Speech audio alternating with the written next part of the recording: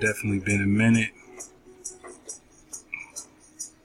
but nonetheless, like I said, we are back. And as you can see from the title of things, these Appalachians is what we're going to be digging on. So much Ahab and peace, peace, peace. Shalom to the tribe and to the tribes, and to everyone tuning in. As usual, we're going to get into some things. So, hopefully everything functions as it's supposed to. And we can go ahead and carry out this presentation for this classroom today. So, Ahab to all the tribe, because you should know by now there's no such thing as racist. It's just tribes, right? Only tribes are able to enter the matrix. And we are definitely in the matrix. So we're going to go ahead and carry on. Much Ahab to the copper thread. And to all the dragons on the wall. And you should know by now exactly what time it is, man. So, yeah. Let's go.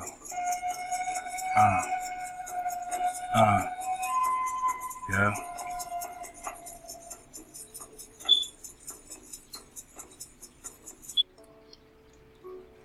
Peace, peace, peace. And I just like to mention, they love the mitochondrial science. They love the mitochondrial science, the mitochondrial DNA,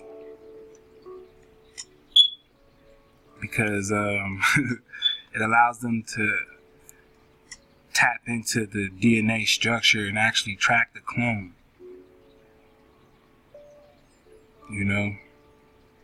They can trace the clone with the mitochondrial DNA. Yeah. You gotta wonder why that's such a stem, right, in the focus of genetics. Right, why the female carrier is so strong.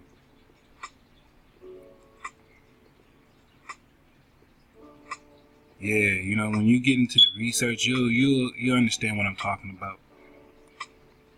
We're not gonna go too much into that today. I just had to make mention because I know y'all didn't think I'd leave the bro, solo on this one. Things naturally just happen, you know what I'm saying, when information links up and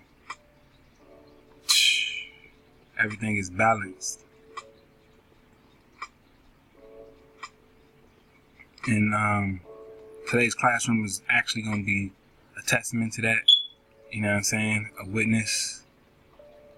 Because as we'll see, things just don't happen by chance, you know what I'm saying? And I'm not one to go ahead and say, check out such and such as, video or anything, just to go ahead and make a video just like theirs. So, when I reference any video to check out, or any material, any content, it's for you to literally to go check out yourself. It's not for me to come back and recreate what someone's already doing. That's the whole point. With that being said, you know what I'm saying, much Ahab to the Aki kind of drop. And if you're not basically, if you ain't even peeping what he's been kicking, this is really about to be a hardcore belly flop. But nonetheless, we're going to carry through with the judo chop. Because we fresh out the dojo. So, yeah. let's carry on with the information and the presentation. Shalom, much ha. And I'm excited, and you should be too. Peace, peace. Alright, so starting off, right? Just bring you over to the tab. And this is the Okanichi. The Okanichi, right? Or the Akinatsi. I know how that looks, I know how it sounds. Trust me, you do the research yourself. You know what I'm saying? You do the research yourself, you're gonna get exactly what you get. Which is why I started it off like this, because I honestly couldn't figure out how to begin this lesson today. You know, it's been so long since I've been on YouTube. I've been over there at, you know, the corner 432 drop.com. I just been chilling. But like I said, you know what I'm saying, I promised the fam, the tribe on YouTube, we was gonna get back. And yeah. So as we can see, we're digging on the Okanichi. Alright, Okanichi. And they're a tribe, according to the 17th century, that was primarily in the area we know as Virginia and North Carolina. Alright. Right here it says the name and the meaning of Okanichi is unknown. They have historically been called all these different types of names, right? And I already told you this Akhenaten stood out. Because we already know what that sounds like, right? You should already know what that sounds like. If not, I'm telling you, look it up right now. Just look it up. It won't hurt. You can hit pause on this. We on YouTube tonight. Shalom to the copper thread. Shalom to the tribe. For the unification, you know what I'm saying? Everybody's drop naturally just unifies, and wow, the flow is just beyond me. It's beyond me. It's beyond me. It's all the creator. And we mean the creator. Alright, so here we have the Okanichi were first written about in 1650 by English explorer Edward Bland. He wrote that they lived on the trading path that connected Virginia with the interior of North America. Their position on the trading path gave the Okanichi the power to act as a trading middleman between Virginia and various tribes to the west. In 1673, Abraham Wood, a Virginia fur trader, sent James Needham and Gabriel Arthur into the southern Appalachian Mountains in an attempt to make direct contact with the Cherokee, thus bypassing the Okanichi. The party did make contact with the Cherokee. It was not until the last decades of the 17th century when South Carolina colonists established a strong relationship with the Cherokee and other interior tribes that the Okanichi role as trading middlemen was undermined. Alright, it says the Okanichi in 1676 allied with Nathaniel Bacon and his British troops in a war with the Susquehannock. However, the British immediately turned on their allies and attacked 3 forts within the Okanichi village. The British killed the Okanichi's leader, Posse Clay, approximately 100 men, as well as many women and children. As the Susquehannock war party attacked Okanichi Island in the summer of 1678. Alright, and you'll notice that it's actually the so-called invading pale European in this narration, right? When we're talking about the so-called British, right, that play the middleman, the intermediary between tribes. And you'll notice that the different nations break down into different intermediaries between the copper-colored tribes that were already here. And this is how the influence and different fights began to take place, because, you know, as the copper colored people, you begin to believe that they all had different agendas, right? When really the agenda was the same. Colonization. And as we carry on, you know what I'm saying, this information is to bring those viewing, those watching out of victimhood, right? Because you should be already far into the knowledge to remove this sense of being a victim. What are you a victim of? You know what I'm saying? Like, you really have to dig deep and understand the things that, you know, you cling on to mentally. Alright? These things didn't happen just for no reason. In fact, everything that's happening to us is a reflection on what once happened to them, what we once did to them.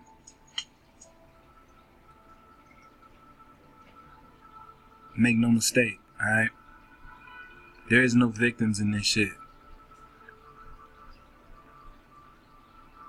You know what I'm saying? No one's innocent. You know what I'm saying? But nonetheless, there is a code. There is an authority. There is law to be upheld. You know what I'm saying? Shout out to the bro. Teach me to be priestly. Yeah, man, I caught the whole 5 hours, bruh. The whole 5 hours, bruh. It took me a while, you know what I mean? Don't get me wrong, it took me a while, but I caught the whole drop. And it's like, man. So, you know, the Okanichi, right? I just wanted to bring that to you guys' attention. Alright? I wanted to bring these folks to your attention as we bring them up. Because as we move forward, we're going to definitely pick up the pace. Much hub. So moving forward, right? As we read, they were at war with the Susquehanna tribe. Alright? The Susquehanna. And it says that these people were actually also called the Conestoga. Right? The Conestoga by the so-called English. And they were Iroquois speaking people. So I'm just using this as the basis so I can quickly go over what I want to point out. And you'll see why in just a bit. You know, when you got discernment, you can filter out the bullshit, right? You can just throw it straight out the way. But I wanted to highlight, right? It says evidence of their habitation has also been found in northwest Virginia and portions of southwestern Pennsylvania. All right, southwestern Pennsylvania and also in West Virginia, which could be reached via the gaps of the Allegheny, aka the Appalachians, because this drop is about the Appalachians. Right, we're gonna carry forward because I'm feeling good and I hope you feeling good. And this drop is definitely gonna make everyone, you know, that's paying attention, that's within the flow, feel just as good. So, you know, A-Hob to the real ones. Now it says the Susquehanna were an Iroquois speaking people, right? And a little of their language has been preserved.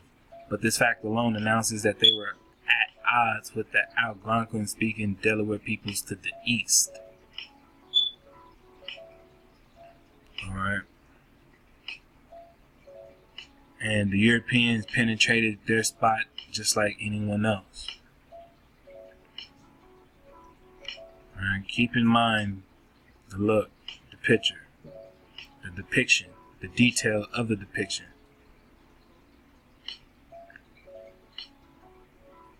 Now, you know, I wanted to dig into the names because obviously the Europeans adapted and transliterated the names according to their own languages, right, and spelling systems.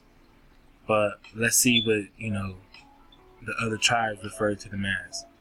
So it says the Huron, another Iroquois-speaking people, called these people the Anda, whatever that would be, right? This right here, meaning the people of the blackened ridgepole, related to their building practices. All right. So the French adopted the Huron term and called these people the Andestes, or the Andestes.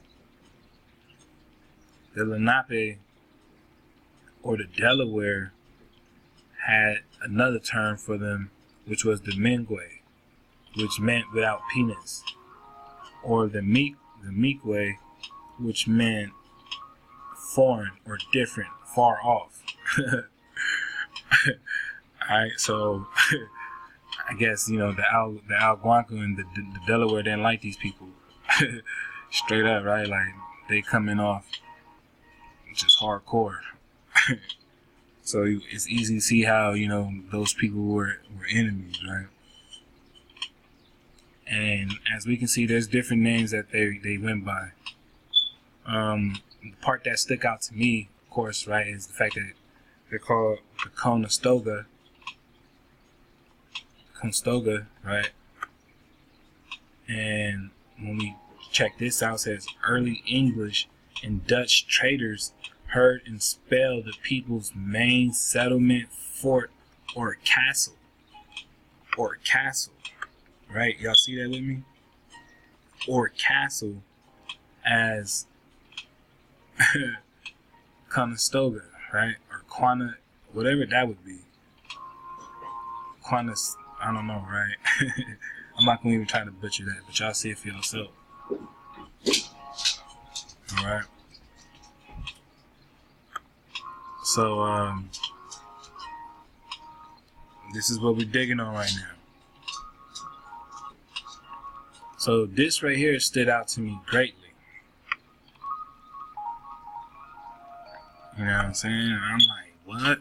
And in my mind, I'm thinking like, wow, you know, this kind of sounds like some research that, you know, I've been uncovering lately. Shalom, shalom. Under the history tab, it says, according to the recorded histories, the Susquehannocks told Europeans that they originally came from a large river valley to the west. Europeans who wrote this down seem to assume that the Mississippi River was meant. However, no Iroquois people have ever been found in the archaeological records of the region. Iroquois peoples were, however, believed to have held a much larger region of Ohio at some point between 13th and 16th centuries when European colonization began. They also, however, claim to have joined with other peoples once east of Appalachia to form their nation. Studying the linguistics of recorded examples of the Susquehannock language, it appears to have closely been related to that of the Onondaga. Alright, so once again we run into the Appalachians, right? And, you know, of course, as usual, there's much more. But, like I told you, let me see, I just want to be sure. But, yeah, I think that was it. So my main point into bringing us into this tab was to check out this dig right here, right? And we're gonna go ahead and see why. So keep these things in mind, right? Castles and Conestoga, all right? Shalom, shalom, peace, peace, peace to the tribes. I appreciate everyone viewing. We definitely gonna keep this going. Yes, yes. Now, whenever I do these drops, right? Whenever I do decide to come to build with the collective, the whole that is the tribe, it always comes from a sense of myself, right? Like, this is always about learning my part in this whole play that we have going out, right? So it's about learning my part in it. And, you know, I'm learning about myself. And as I'm learning about myself, I'm learning about the whole, right? And I'm learning about us. So this always starts from a sense of like, well, you know, who really am I? Or, you know, what are these vibrations that are attached to me? And like I said, I wanted to basically check to see if there was anything that I missed, and low-key I did, right? So I came down and it was talking about how archaeological materials have been found in Pennsylvania and Maryland's Allegheny County, right? Which is really, again, we're talking about Appalachian when we're talking about this word, right? At the Barton and Lowen, or whatever that would be, sites, West Virginia, Grant, Hampshire, and Hardy counties region, and also have archaeological sites where the Susquehannock ceramics have been found. So, like, you know, for the real ones who already know, you know what I'm saying, this name right here is a trigger point, right? I saw Hardy and I said, something for me to dig on.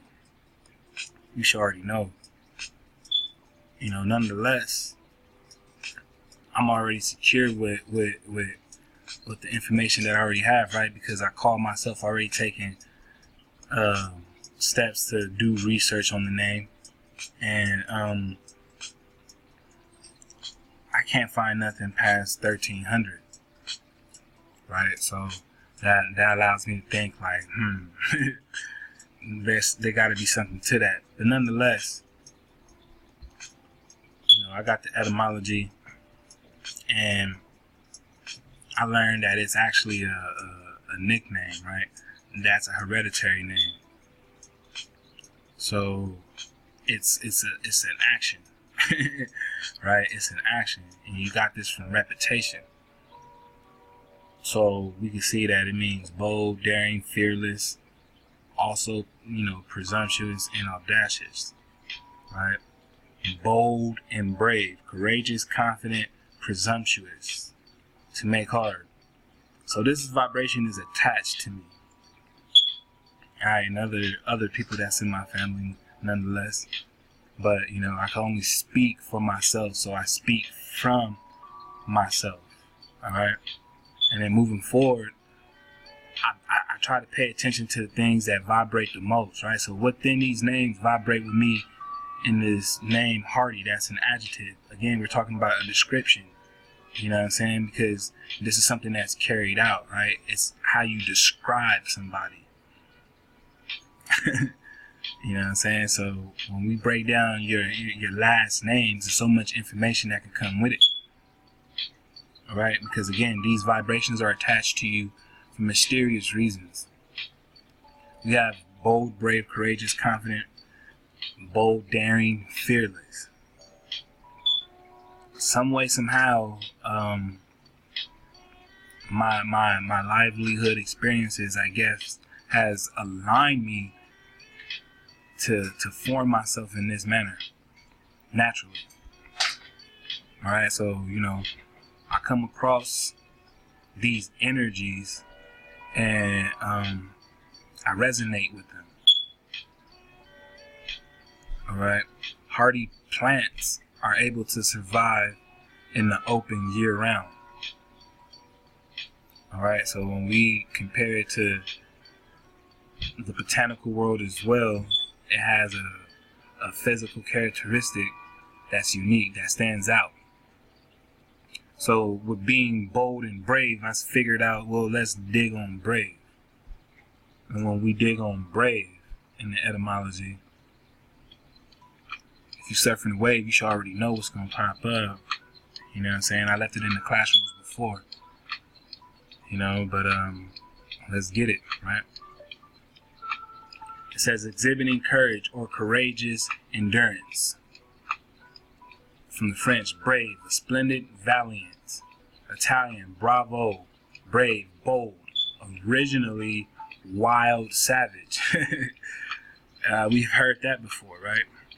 Savage, wild one, savage, right? We also see it comes from cutthroat, villain, from the Latin pravis, crooked, depraved. A less likely etymology being from Latin barbarous, right? Less likely, but nonetheless is there. Okay, you know, so I can see that. Barbarous. Nonetheless, Celtic origin, bravely. Bold, keen, daring. Also could be moody. Right? Brave, to face with bravery. Valiant. And then way at the bottom, like always. Always at the bottom, right? They always got you at the bottom. At the bottom we have brave, a noun. The noun verb, or the noun, sorry, the noun version of this word, North American Indian warrior. Alright?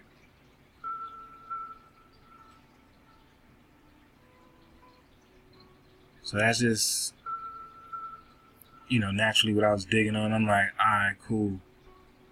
But moving forward, what else do we got, right? So we're going to carry on because, you know, I was able to find my position in this, and I'm like, damn, alright. I'm digging on vibrations with that, you know what I mean? When we go back to the tab, alright, let's see.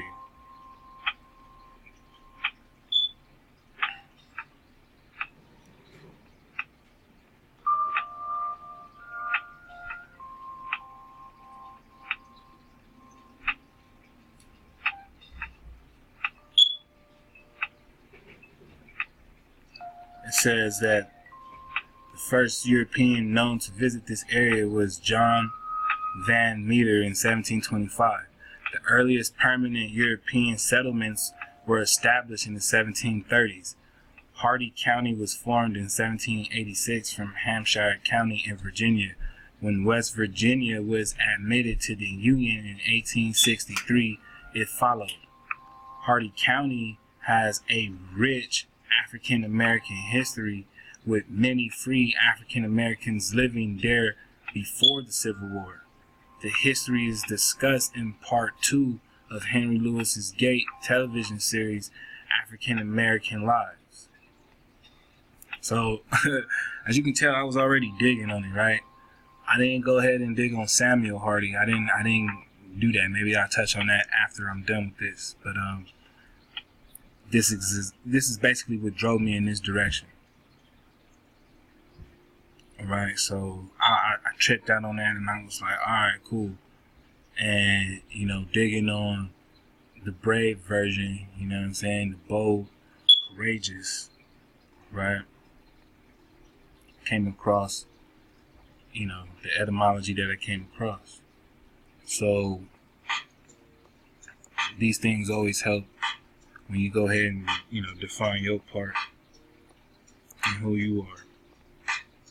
So we're going to go ahead and carry on to the next one. Now, if you remember, we was digging and I'll go ahead back real quick. We was digging on this tab, right? And I told you to keep, where is it at? Right here.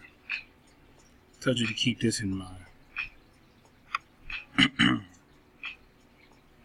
Right? The fact that they call it Castanoga or Conestoga, and they mentioned the castle. So as we move forward into the next tab, check this out, right? It says 5 unforgettable ways to experience castles in Bucks County. Now I know it's gonna sound like kind of crazy, right? But trust, deal with me. Just follow along. Number 1, we have Font Hill Castle. It says the well-traveled town of Doylestown has 3 of Bucks County's 5 castles, an impressive belt of historical attraction known as the Mercer Mile. Henry Chapman Mercer's former home, Font Hill Castle, includes 44 rooms, more than 6,000 books, and 18 fireplaces. The eclectic mix of Gothic, medieval, and Byzantine architecture highlights an array of original handcrafted tiles on interior walls, floors, and ceilings. Tours are available all year round at this former famous archaeologist's home. Alright? And of course, they're always going to attribute it to an archaeologist or some, renowned scholar of European recognition. But if you look at the style and the architecture that is made in, right, and you understand the hijack, as we'll break down in later videos, you'll understand that their style of building is not this, and that they actually never built anything in that style because it's not theirs, like straight up, right? But nonetheless, we'll click on this for a quick example if we can. Let's see. Hold up. Oh, I guess not. All right. Oh, here we go. Oh, that's kind of small. But okay, you can check, I guess, what this would look like. Oh, here we go. We got it a little bit bigger. So, this is a castle, right? It says built between 1908 and, whenever.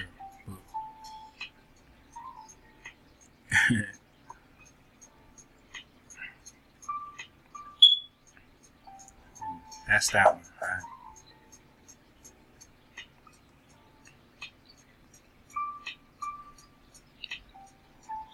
This right here is the Mercer Museum, and you already know this caught my attention. Conestoga wagon, right? Which is why we're even dropping this drop.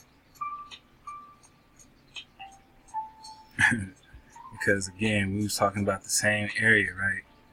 And they said that these people had castles, right? Let's bring it back.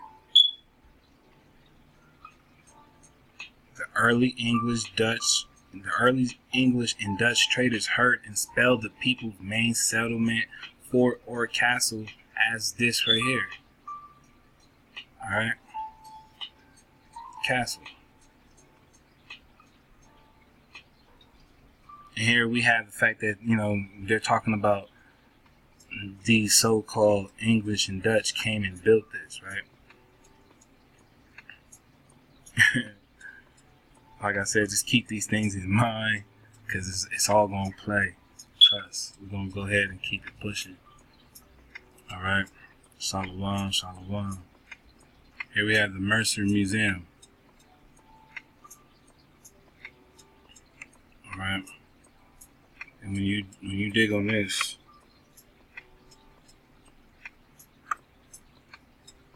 and that so-called style, right? This so-called style, you'll understand what I'm talking about.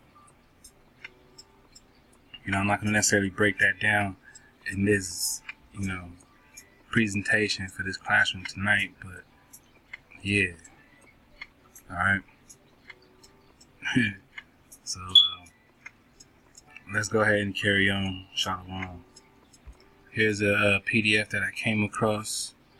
I'm really not gonna go and dig into this deep. I actually don't have the time to, but I'm going to go ahead and just share, the little piece that I am about to read out of this is actually pretty much the only thing I really read. And I was just like, all right, cool, it fit because of, where I'm going with this.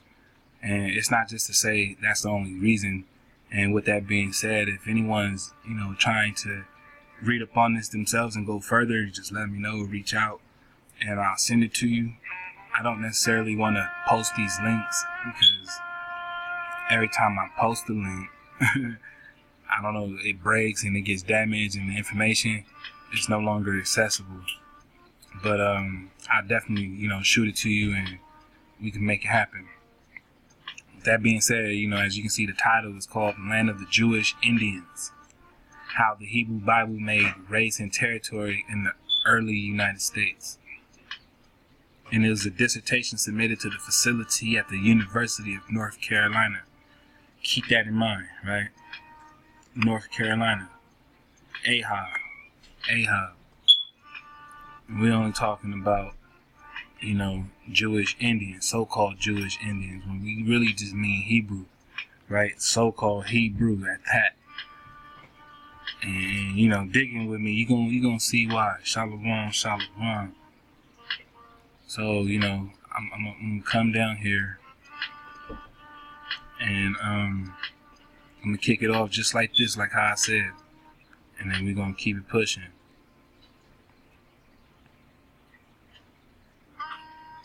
It says, the precis of the argument. In the years between the Louisiana Purchase of 1808 and the end of the Indian removal in 1842, travelers of the northeastern United States would have been likely to hear a bizarre story repeated by a minister's fireplace or read out loud from a newspaper at a post office. In its most frequently repeated form, the story might have resembled this composite. Our North American Indians are the descendants of Israelites. Learned men have pointed out the resemblance in their religious rites and those of the Israelites. They worship one God whom they call Yahweh, or Hawa, right? Hawa, Hawa, right? They have a feast of expiation like the Day of Atonement, and their languages seem to have Hebrew roots. Therefore, many white scholars have said that they are remnants of the kingdom of Israel, which was destroyed by God for its wickedness.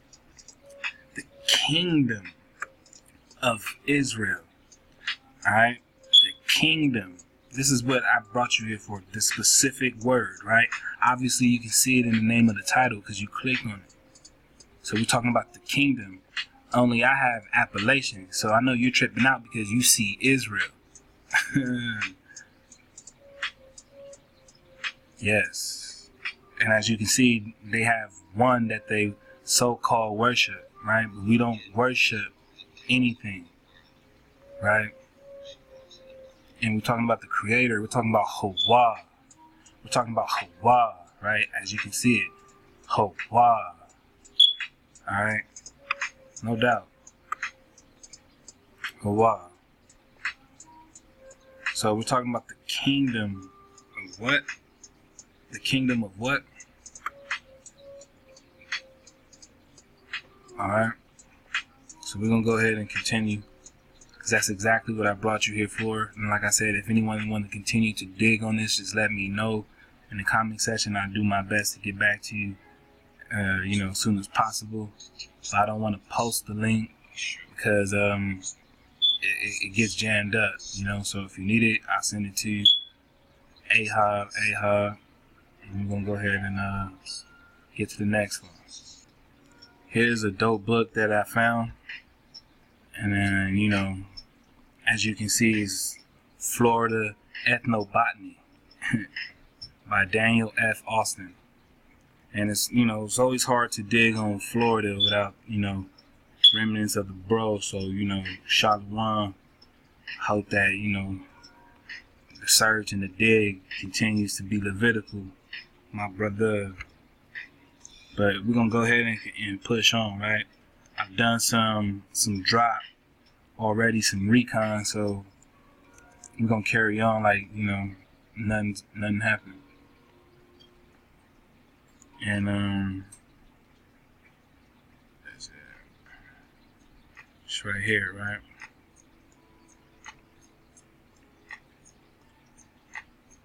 Blow it up so we can see.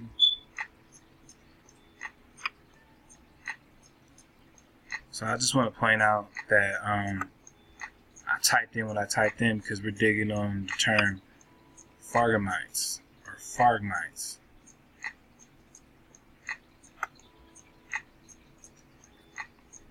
Alright, and it says phargmites from the Greek phragma, hedge, fence, or screen, plus ites, resembling the word used by Pliny for reed, for a reed. So we're talking about the reed, right? The people of the reeds. The reed, hedge, fence, or screen. Alright, reed.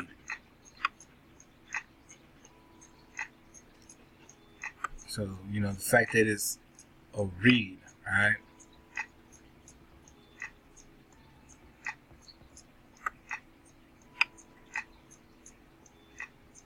It says perhaps at least partly because phargmites is mostly widely distributed, it is a well-known plant.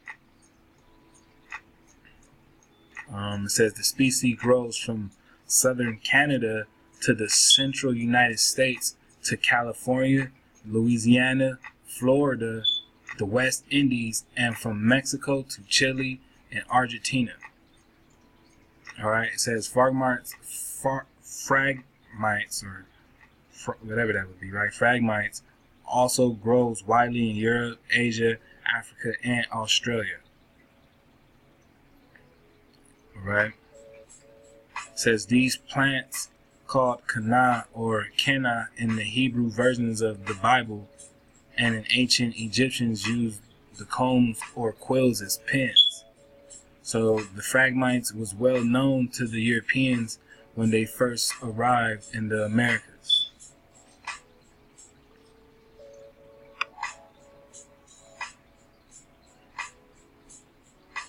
Alright, to bring you guys up here, it says, although Hodgson, right, suggested that the use of the sweet extract from the phragmites called manna by the Europeans and the cadis, right, the juice of the reed by the Cachomis was originally restricted to the California area, its use seems to have been more widespread. It may be that the abundance of historical documents from the California region that gives the impression of a focus there. So I just wanted to piece this up, right? Because we're talking about this manna right here. But it's a Florida plant. And, you know, they found evidence that it produced what they will refer to as so-called manna, right? In a spot that was abundant full of reeds. Just wanted to, you know, plug that in as we carry on. So, you know, we're going to jump to the next one. So, I'm bringing you now to the etymology of Hebrew. I want to make this, you know, real efficient, real quick, right? Abri, or Ebri, right? Or Abri, or, you know, as we were breaking it down a couple of weeks ago at the Naturalist. If, you know, you over here in the classroom at 432thedrop.com. Yeah, but we're digging on Ibri, right? An Israelite. See that? An Israelite. Traditionally from an ancestral name Eber, but properly, literally, one from the other side. One from the other side. Perhaps in reference to the river Euphrates. Only perhaps simply signifying immigrant. Region of the other side, or region on the other or opposite side. Alright, one from the other side. The action, right? We're just talking about Hebrew. Right? But when we're digging, like I told you, this is the kingdom of Appalachian, right? In reference to the North American mountain range, written Appalachian by Spanish explorers and originally in reference only to the southern end of the range. Originally the name Appalachian, a Muskogean people of northwestern Florida, perhaps from Appalachia, other side of the river.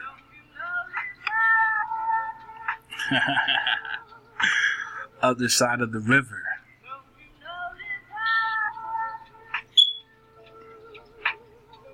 Yeah, I mean, Appalachian, right? Other side of the river, dwelling on one side, right? We just talking about what? Hebrew, one from the other side. One from the other side, right? Appalachian. Other side of the river. Dwelling on one side. Alright? Dwelling on one side. However you want to place it, right? It's right there. And again, we're talking about a North American mountain range, right? North American, right? Mountain range. Other side of the river, right? One from the other side. Region on the other or opposite side. Let's dig on that. Region on the other or opposite side. Appalachian. Dwelling on one side.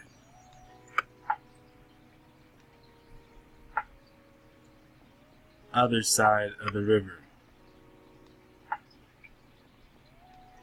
Alright? Appalachian. Appalachian. And the doc was talking about what?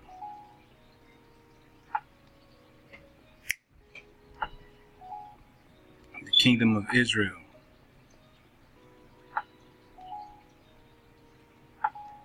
Right? The North American Indians are the descendants of Israelites. Hawa. Right? The kingdom of Israel. So I know you guys are like, wait, what? Like, where am I getting at, right? But as you can see, the Appalachian is the Hebrew. Right? And you should already know who the Appalachians are. I just told you right here, right? A Muskogean people.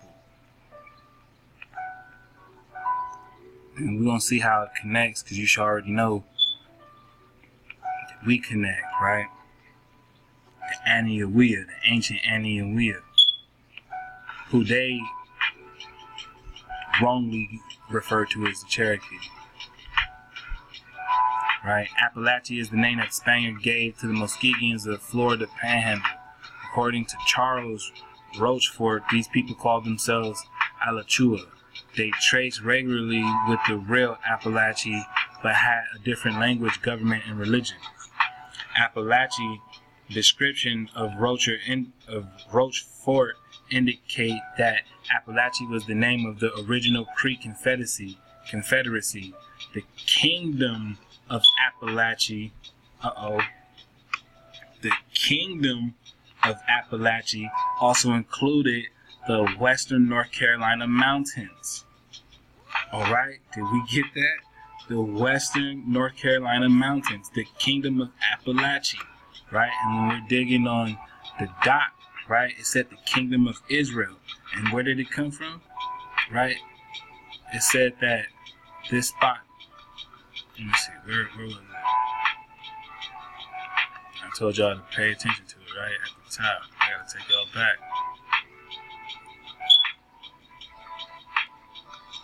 Here it is, the University of North Carolina. Alright.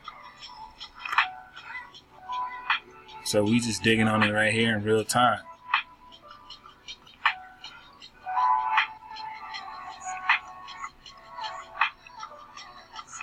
It says, but it did not include the coastal area of Georgia, which this book in 1665 said was still occupied by the so-called Caribbean peoples.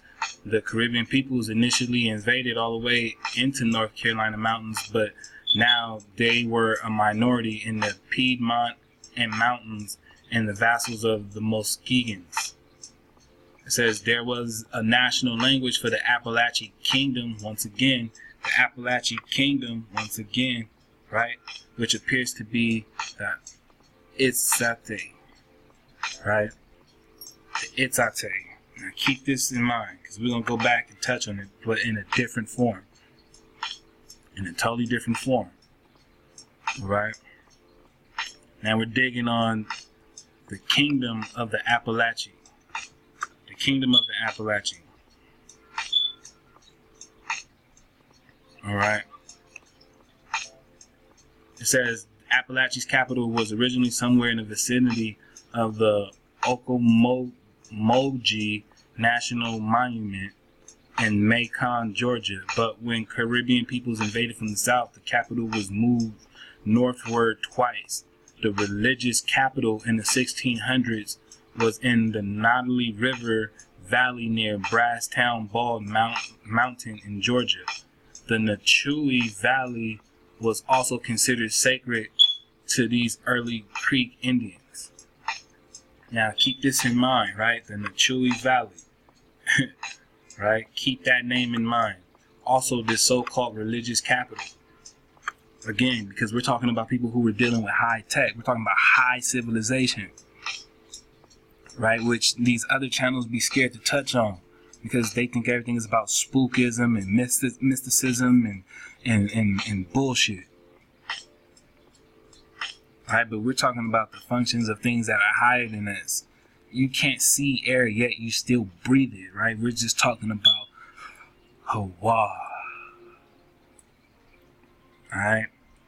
And right now we're specifically digging on this kingdom of the Appalachians. It says there were two complexes of stone structures in the capital of Appalachia. The elite lived in stone structure complexes on the sides of the mountains. Spaniards from Santa Elena, who traded with the Appalachia, called the older stone structure complex Copal. Alright, it says Rockford said that the priests in the stone temple on the side of the mountain burned incense there. The oldest temple complex faced the winter solstice sunset. That is the Track Rock Terrace complex. All right. So, as you can see, we're talking about the kingdom of Appalachia, right? And we're also talking about the so-called said kingdom of Israel, right?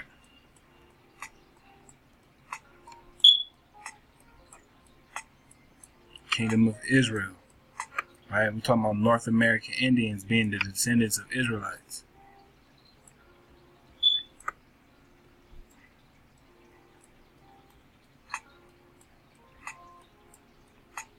All right, we're talking about the kingdom of the Appalachian, right?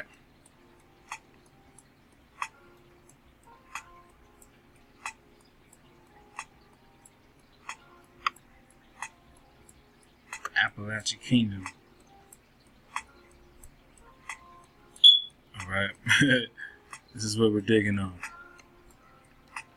So Shalom, we're gonna go ahead and definitely carry on. Peace to the tribe. Peace on to everyone watching, everyone viewing. And don't forget to get in that classroom over here at The Naturalist every Wednesday at 432thedrop.com. Yeah. Much aloha to all the tribe. To all the tribe.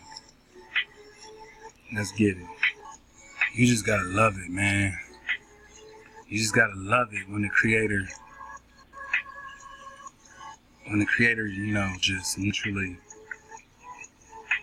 forms and frames the energy, right? He framed and forms the energy to coincide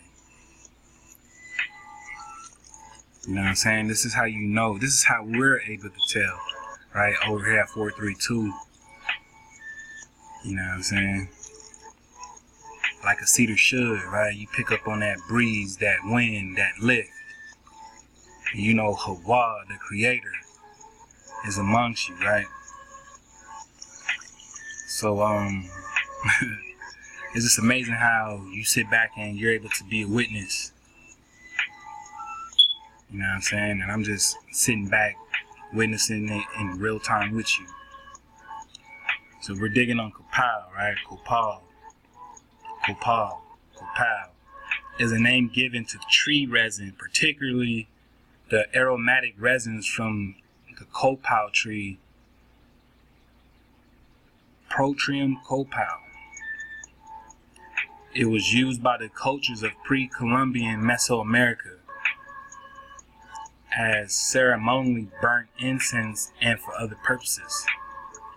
More generally, the term copal describes resinous substances in an intermediate stage of polymerization and hardening between gummier resins and amber.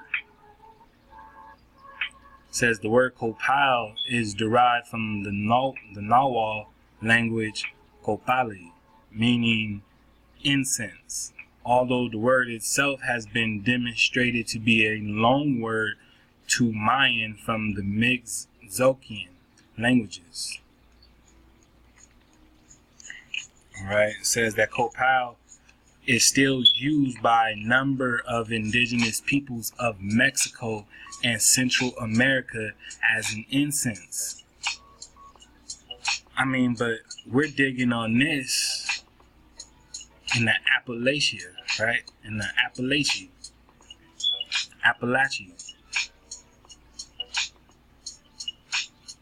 Right? Because the name of the kingdom of the stone structure complex was called Copal.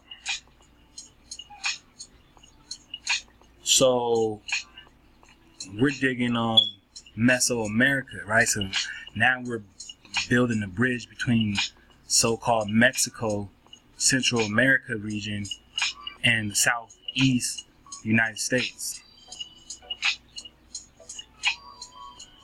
Right, Copal. Right? So I want to give, you guys an example. We're going to check out this rendering real quick. Ahab. Alright, so here we go. Let's blow this up, right?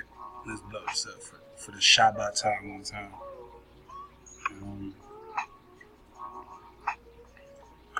Alright, there we go.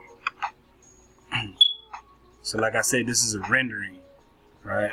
A rendering of the soul city to be Copal. Right? And as you can see, they're up in the mountain. And these would be the terraces, right? Where they go ahead and actually do their farming. Right. Now this happens to be in Georgia, and we'll go ahead and get the breakdown to that in a bit. But this is the kingdom of the Appalachian, right? The kingdom hidden in the mountains, right here in North America, right here in the so-called said United States, right? In these terraces that they practice their vegetation and growing, it came to me by way of research, right? I was doing recon. And for anybody that's able to, do the recon themselves and to come up with, the similar findings, it was saying how, the indigenous peoples practice this because basically this is proof that they're antediluvian peoples. This technology, this way of farming, this mechanism is proof that, this teaching, this way of life came from an antediluvian people, because they use the height of the mountains to be secure from floods. So the people who actually started this were afraid. They were afraid of floods. right? So they went high up in elevation, just like how they did over there in Peru. They go high up in elevation and build terraces, right? And then they begin to farm on these terraces in the mountain, because that's the only way they can really grow crop, right? But they have to engineer the soil and everything so that it is suitable for growth, right? But they did this after surviving a catastrophe. All right, same thing with the limestone. You know what I'm saying? We'll dig on another presentation with the limestone. But you'll notice that with these pyramidal structures, these ancient structures that actually survived cataclysms, were built purposely to survive them, because you're dealing with the people who live past those. All right, so I mean, that's just some drop for anyone who was, you know, out there interested. And yeah, I just found it really interesting to really learn that, right? Like, to basically learn that this was an antediluvian practice, and it was a mechanism based out of fear. They didn't want to get caught up in another flood, even though the Most High, Hawa, the Creator, had already said that there wouldn't be another one. But nonetheless, like, they were still scared. So this is a rendering of the ancient kingdom of the Appalachian called Copal, or what we would know as the kingdom of Israel, right? The kingdom of Israel. All right, we're just talking about the kingdom of Israel with some North American Indian who happen to be the ascendants. I said descendants earlier, but who happen to be the ascendants because we're alive, right? We're here in the flesh to raise the ascension back to its pure natural point, right? So we're the ascendants of so-called Israelites, who just happen to be known as this one, right? I wanted to get you this one. Let me get here. Hebrews. Those from the other side. Alright? Or the region on the opposite side. But really, we're just talking Appalachian. Ancient Anian. Alright, the Appalachia, Florida. Muskogee. Alright. Shalom to all my real ones. You know, we're just digging on Copal.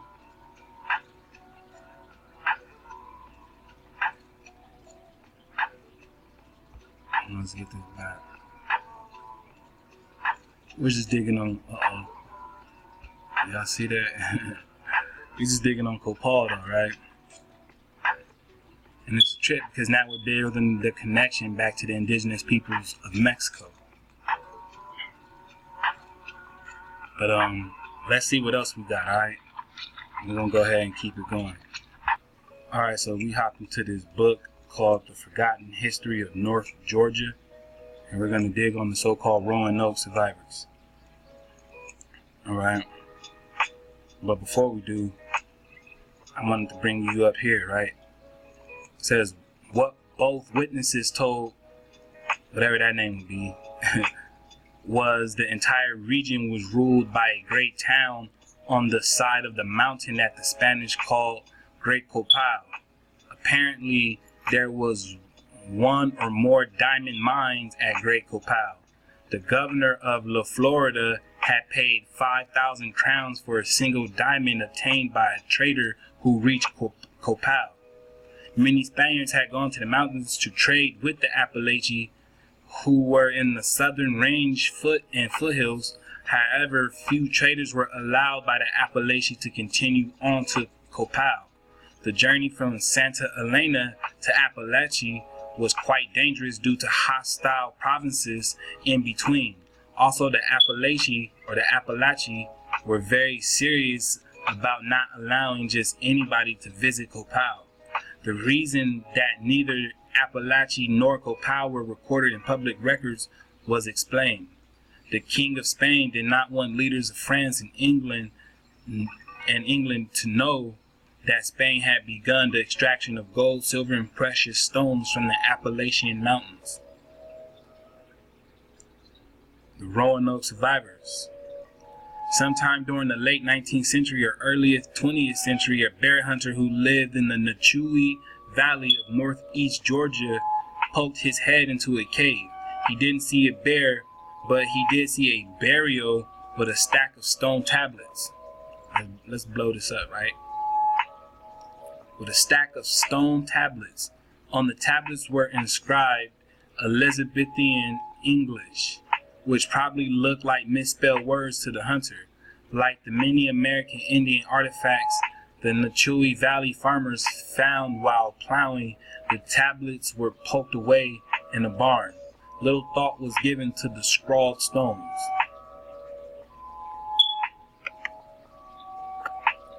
Let's get some more, right? Look at this. Look at this drop we digging on, right? Appalachian Mountains. Appalachian Mountains. Gold bearing. Alright, I'm gonna blow this up one more time for the Shabbatah. Told y'all we was gonna get into some drop, and you know, here we are.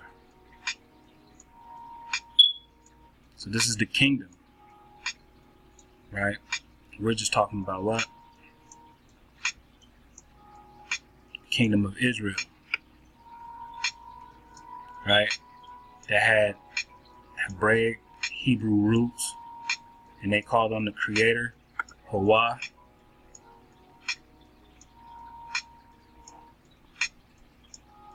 That's what we're digging on, right?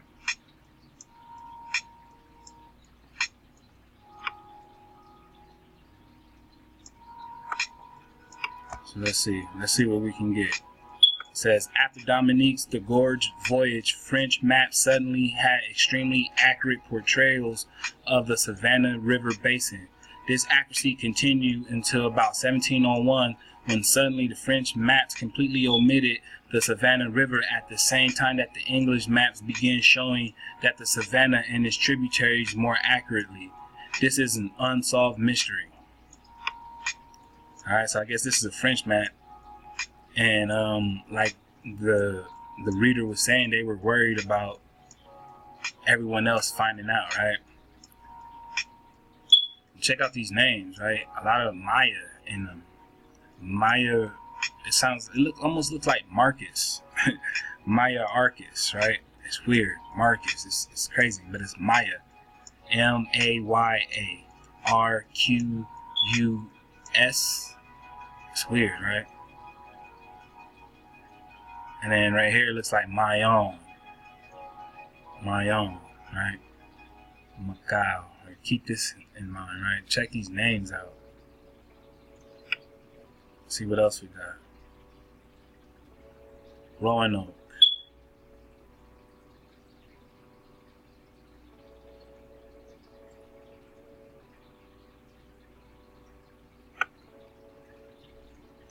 Check out stones, right?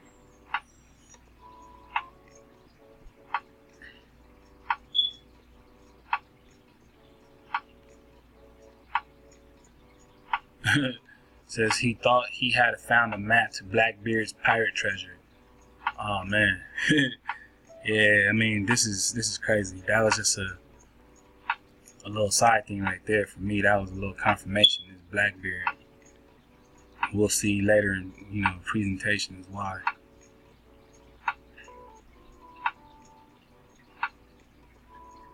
This definitely has some drop, right?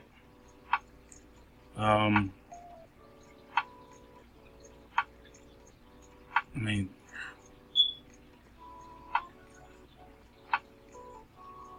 Father, we what? It's a lot of dropping here.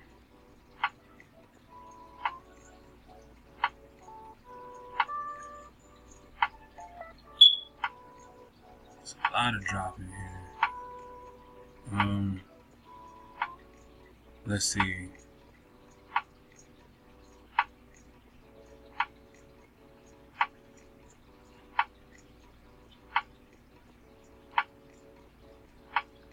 Wow. It's just so much dropping here. I'm really like, I don't even know where to start. But let's dig on it. It says, this is a fanciful interpretation of an Appalachian mountainside town done by a Dutch engraver who never saw the region.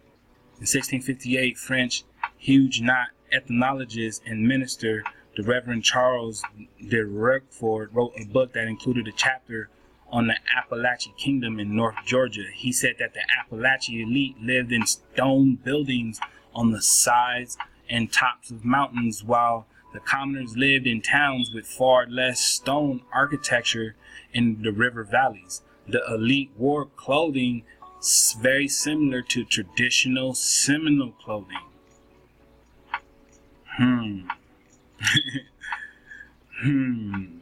Seminole clothing, alright? Seminole clothing. Very interesting, right? Again, we're talking about this kingdom of Appalachia, right? The kingdom of the Appalachians. So, as we can see, right, it's a whole lot of drop in this book. Let's see, is there anything else? Oh, let's peep it. Let's peep it, right? It says, in July of 1773, Robert Needham and Gabriel Arthur led a party from Petersburg, Virginia, southwestward in an attempt to open up trade contacts with large Indian towns located in the confluence of Upper Tennessee and Little Tennessee River. After Needham returned, Abraham Woods wrote a letter to John Richards, a financier in England, that described the journey. Virtually all Cherokee history websites and books state that the traders journeyed southwestward, made contact with the overhill Cherokees living on the Little Tennessee River and Chota. In actuality, the words Cherokee, Chota, and Tennessee are not mentioned in the long report that Needham wrote to his employer, Abraham Wood. The town names in that region were all Creek or Maya words. The name of the Tennessee River, Callimaco, is an Itza Maya word meaning house of the king. The only southwestern Virginia Indian tribes mentioned in the report were the Appomattox, Algonquian, the Tamahiti, called the Tamoatin by Algonquian speakers, and the Occaneechi, right? It's funny how we back at the Occaneechi, right? But most Virginia scholars call them Sonoans or Siouans today because they don't know the Creek languages. So that's crazy, right? That's crazy.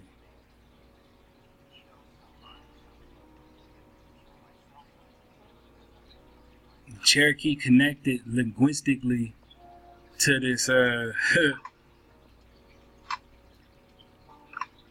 wow. So the Cherokee linguistically are connected to the Itza Maya. And the Tennessee River was actually called Callimaco or Mako, Callimaco. The Itza Maya, right? So this is why, you get a lot of back and forth when it comes to folks, attaching themselves to the actual Cherokee frequency or the Cherokee frequency. You know what I'm saying? Because they actually say these are the hijacks, right? And this is why when we really dig, we come across the Anian, right? The Anian, the ancient ones, the principal people. But nonetheless, like, you know, we got some drop on that too, because we know that, you know, we know that that weird science was cracking at some point in time, right? That alchemy. We know it was cracking at some point in time. You know what I'm saying? But it was interesting to see that, you know, there was a connection with this Itza Maya, right? I definitely thought that that was crazy. That was real dope. So we're going to go ahead and check out some more. And we're going to continue on this journey. Shalom to the Shabbatah. But before I do that, let me go back to this. Where was it? I can't just skip over this like we didn't see this, right? Kalimako is an Itza word meaning house of the king. House of the king. We're talking about Tennessee, right? Tennessee River. So what king are we talking about? You know what I'm saying? What king are we talking about? I'm pretty sure right now, Shabbatah, since I asked the question, you should know. Because like I said, the Most High works only in natural ways, right? So this drop naturally just happened to coincide with my tribe. You know what I'm saying? I ain't forced nothing. This is not even something that I dig on naturally. But naturally today, it just so happens to mesh, right?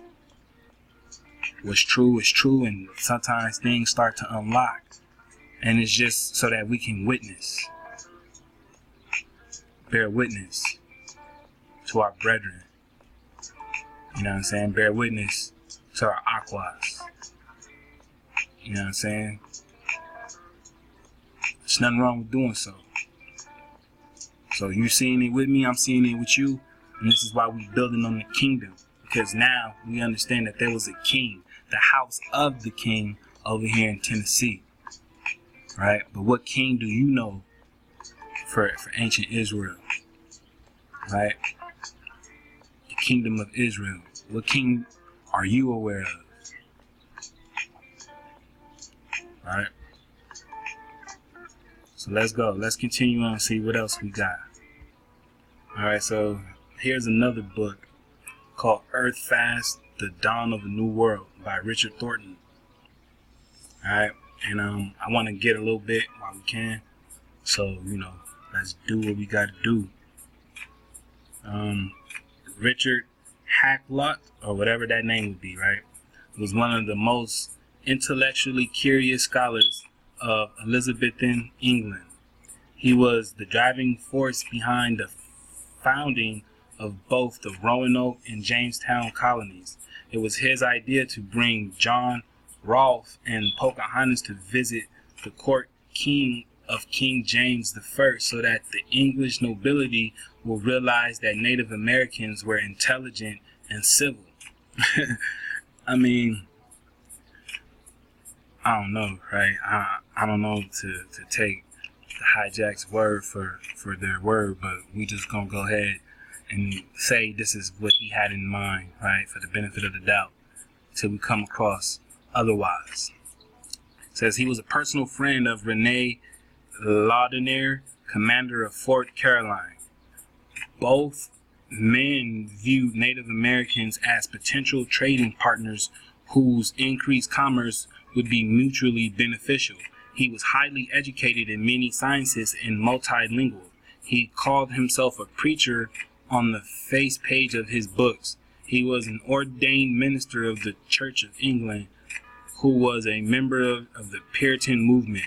During the late 1500s, that did not seem to be a problem. And see, I'm learning that, you know, little groups like the Puritans and the Amish and even the Mormons, before they broke off into their own version of hijack, were the hijack frequency trying to practice the old ways, our old ways, to preserve themselves. Very, very interesting when you dig on it, right? Which is why, you know, moving forward in these drops, right, it's no longer a thing for me to sit up here and pinpoint and bash, right? Anybody that's in this 432 frequency, this frequency of the Creator, right? Anyone that's out here trying to get back to the clarity, right? To the Most High. This message is for you. This message is for them. You know what I'm saying? Because as I develop this research, I'm starting to really understand that these people were put here, right? These people were put here, and you know they had a purpose to serve, no matter what. But nonetheless, they've always wanted to ally and line themselves up with you, right? Or I should say that you were always meant to be the head, the shot caller. You know, so as we start to wake up, as we start to come back into our memory, right? As we start to move like the mem, that is the wata, right? As we begin to flow and let that energy harness and develop, we're going to see more of them actually want to, you know, choose up. They're going to want to choose up. They're going to want to be a part of the whole. They're going to want to join the 9. They're going to want to help us put this together, because they too are realizing that, you know, they are involved in the problem as a part of it and not the ones causing it. But they're just waiting for the real ones to set shit in motion. So we got to become the heads once again. We got to become the heads once again. Alright. It says Hocklett's books on the exploration of the world by Europeans during the 1500s are fascinating because they are essentially eyewitness accounts. Book of 9 of the 1904 reprinting The Principal Navigation Voyages, Traffics and Discoveries is particularly valuable. It contains a complete translation of Rene Laudonniere's memoir accounts of Master John Hawkins' voyages in the New World and translations of reports from 2 residents of Santa Elena, Paris Island, South Carolina colony. Hocklett's verbatim translation of de Laudonniere's memoir contains important details missing from Charles Bennett's version. His book covers the full story of European exploration of the Americas, Asia, and Africa during the 1500s. His last book is a detailed description of de Soto's exploration of the Southeast. It also contains details missing from the late 20th century translations. And anyone who's working with so-called John Hawkins is all hijacked. So I think I made up my mind about this Richard Heilig, right? This guy had to be super hijacked. I mean, he's on boats with Sir John Hawkins, right? Says that Hocklett's translation clearly describes the May River or the Mai River as being one and the same as the Altama River in Georgia. Rene de Laudonniere stated that one could reach the gold fields in the Appalachian Mountains by paddling northwest up the Mai River to its headwaters. From there, the heart of gold fields were 2 days' walk farther north. The region around the headwaters of the River Mai was controlled by an extremely powerful province known to the Arawak-speaking coastal tribes as the Houstonaqua, right? It says the French considered the Oconee River in northeast Georgia to be the mainstream of the Mai Altama River. If one replaces the Arawak suffix to qua or koa for people with the The Tamaulipas Muskogee lead suffix for people. One gets the ethnic name Ostanoli. And the Ostanoli lived in northeast Georgia when Georgia was colonized in 1733. They have lent their name to the Ostanal, river and the town of whatever that would be in Georgia, right? So, I mean, that got really choppy. My fault. I'll blow it up real quick for you guys to go ahead and see. But it's crazy because they're building this connection right here with the Mayan and the Arawak, and it's like basically, I'm not trying to lump everybody into one group, but it looks like basically it's low-key one group. You know what I'm saying? It's starting to look like that. Like, I mean, we can take the separations from the transliterations that the European attached to these people, but these people seem to have recognized each other for pretty much the same folk.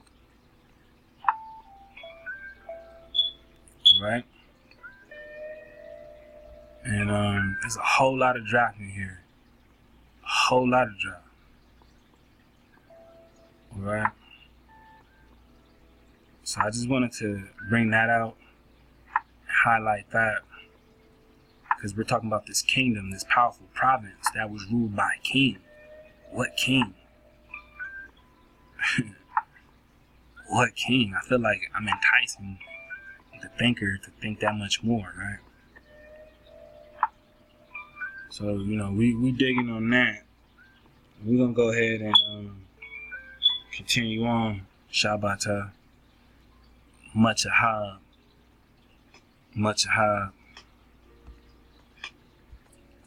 Shalom, shalom. We digging on this link called Breaking the Maya Code, now featured on Netflix. We are quite some years too late. You know what I'm saying? But if I was digging on this as hard back in 2016, I'm pretty sure I would have came to the realization. But I was really surfing the wave back then. I was really in the water, paddling.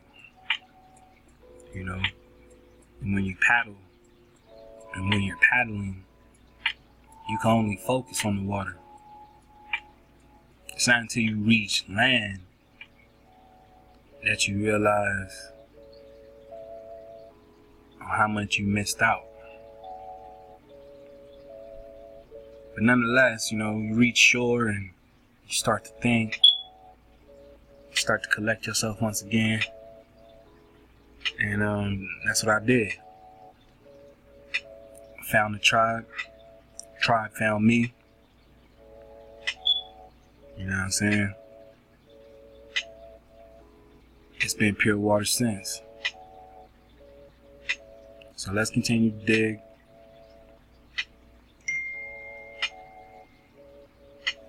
Shout out to the Copper Thread. Shout out to the bro Yohanaton. Definitely got the keys, as the bro my Jigger would say. But let's get to it, right? Because obviously we way past January 31st, 2016. But it says Netflix began featuring this outstanding documentary, Breaking the Maya Code.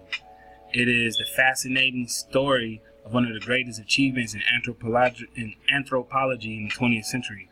Almost anyone interesting in the indigenous peoples of Americas will enjoy it. However, the program is a must-see for those of you with Creek, Seminole, Muskogee, and Coyote ancestry. It says post-classic Itza script simplified the glyphs of the classic Mayas, but they are easily recognizable as equivalents. If you watch the program carefully, you will see Itza glyphs that appear on art at Etowah Mounds and Boulder 6 of the track rock petroglyphs. All right. I don't know if you guys remember us digging on the so-called stone castles, right? But you're gonna see as we check out these other structures, it's gonna get mighty interesting, right?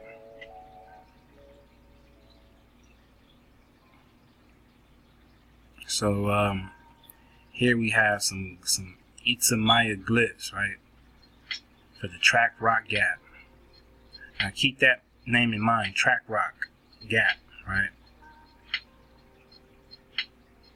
Because it says, I mean, look, it says the archaeologist who survived Track Rock in 2001 was a paid spokesman for the U.S. Forest Service in 2012 and called those Maya glyphs graffiti carved by bored Cherokee hunters. He said that these Maya glyphs were graffiti carved by bored Cherokee hunters. Alright? He says, look closely at the public guards of figures carved on the shell gorges in Georgia, Alabama, and eastern Tennessee. Alright? You should already know what time it is if you already used to this channel. If not, I suggest you just spend a good week or two just going through all of it. It says those abstract symbols are Itza Maya glyphs. Itza Maya glyphs. Now remember I told you to keep that in mind, right? Where were we digging on? Hold on. I'm not going to even take us there until I find out what I told you guys to. Oh, I think it was this, right? Hold on. Let me take y'all there real quick. Bear with me. Bear with me.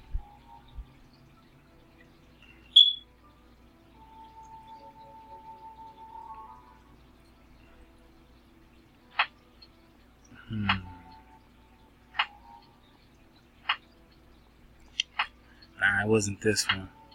But I remember I was telling you guys to pay attention to a certain spelling.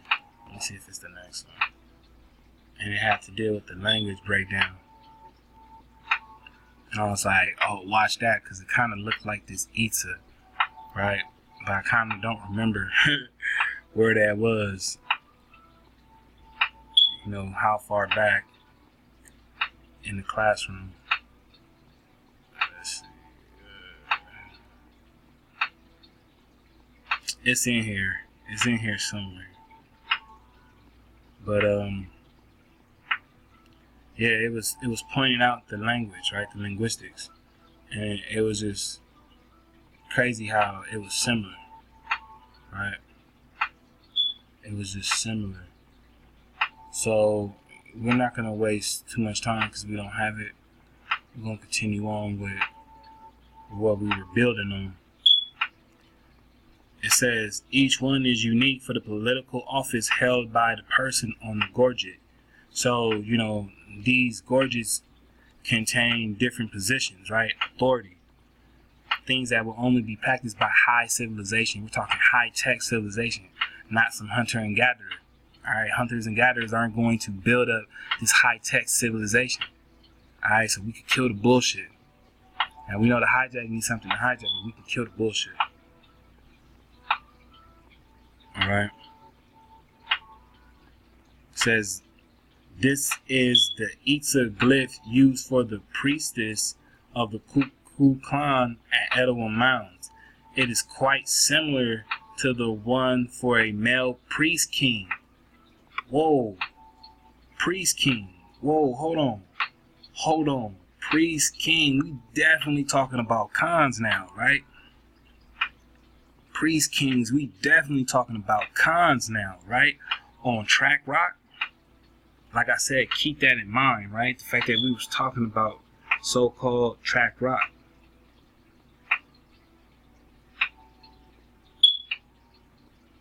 Keep this in mind. We're talking about priest kings, right? And the fact that these Maya Itza glyphs are being found in North America. In North America. right? In Georgia, Alabama, and eastern Tennessee. All right? And when you see the serpent, right? When you see the cross, right? The royal sun, right? You see Ahahu. Shout out to the bro. Right? Shout out to the bro, to the Aki. Shout out to the tribe. Aha. But when you see this, right? When you see serpent, when you see this dragon, I mean, first you have to understand that the ancients engineered a lot, especially after cataclysms, right?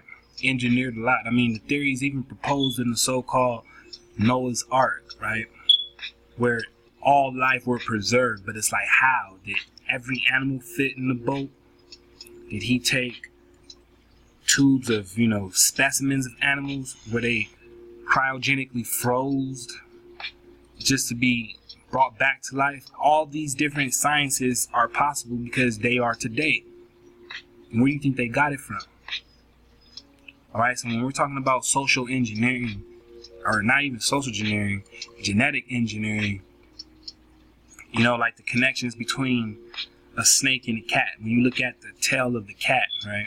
When you look at the eyes of the cat, the mouth of the cat, the hissing of the cat, it all resembles the snake. The snake. So when you see these things, this serpent, when you see this dragon, when you see these things, there's nothing to get spooky over. Because I guarantee the very same one you're trying to say, warned you to stay away from the dragon or the serpent, is the serpent. It is the serpent. It is the dragon. Much high, because it's time. It's time to get into that drop, which is why we're doing this one, because this is the first one to go, because it all plays, it all connects, and it's time. But nonetheless, the ancestors created this energy. The ancestors put this energy here, this serpent energy, this dragon. All right. There's no spookism attached to it. And we'll go ahead and definitely see. So, we're going to carry on. We got a lot to cover. Shalom to the tribe. So now we're digging for the priest king. We're just talking about the king of the house, Kalimako, Tennessee. We were talking about Itza, the kingdom of Appalachian, the kingdom of Israel. Peace, peace, peace to the real ones. Alright, so as we can see it, right? Mesoamerican geographical names in the southeast. Alright. Shout out to the Copal tribe. They over there at the site right now, 432thedrop.com, or get it on the app.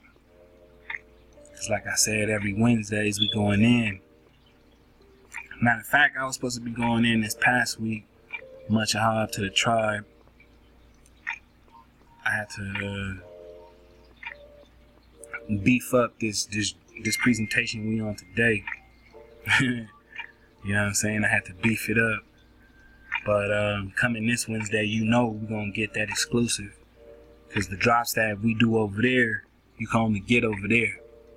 So if you're looking for natural by law and you're just trying to get a little flow to get you through your week, you know what I'm saying? Stop by 432thedrop.com.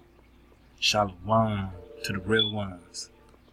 Get you an hour's worth, you know what I'm saying? Wednesdays. Kick it for the rest of the tribe too. Just get different perspectives throughout the week. You know what I'm saying? Just get you that constant charge. If you can't necessarily find something on YouTube, if you can't necessarily find something, anywhere else, it doesn't hurt to come and float with us. You know what I'm saying? Peace, peace, peace. So I want to get this right here. I'm going to dig on this Callimaco. The Tennessee River was originally named the Callimaco River. Trade jargons used by the Chantal Maya varied with their bases of operation. In northern Veracruz, I don't even know how to pronounce that right. Basically, their dialect mixed Nahuatl with Maya and Totonac. And that dialect, Callimaco, would mean house of the king. The word has no meaning in modern Muskogee, Hitchiti, or Cherokee. And Asati, there's that word, right?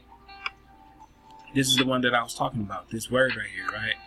The word would be Chiquimaco.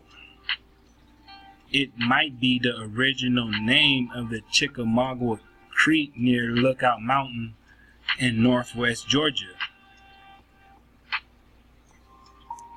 Towns originally named Isati that were absorbed into the Cherokee Alliance often went by the nickname of Chote or Choti.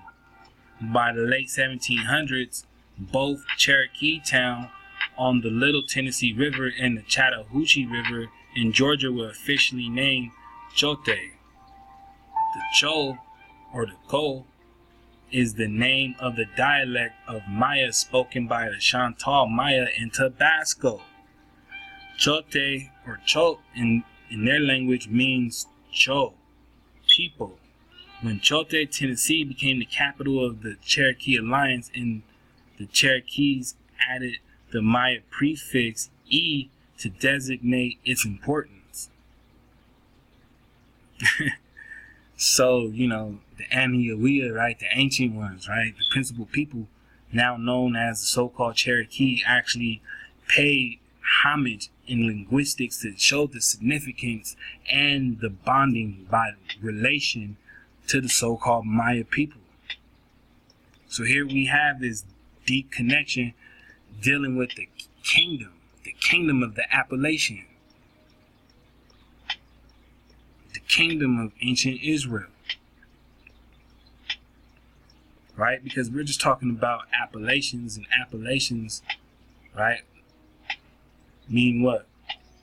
Dwelling on one side, right, or the other side of the river. And we're just really talking about Hebrews when we say that. But technically, we're talking about some North American Indians.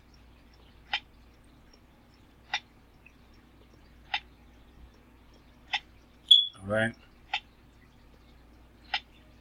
And I was reading how the Arawak stretched from, I think it was in the southeast United States all the way down to Peru. The Arawak, aka I'm starting to think is the Itza Maya. They're like one and the same. You know, we really gonna get this drop today. Peace and love to all the Shabbatah. Hope you charged up and catching this ether through the 9, because it's about time.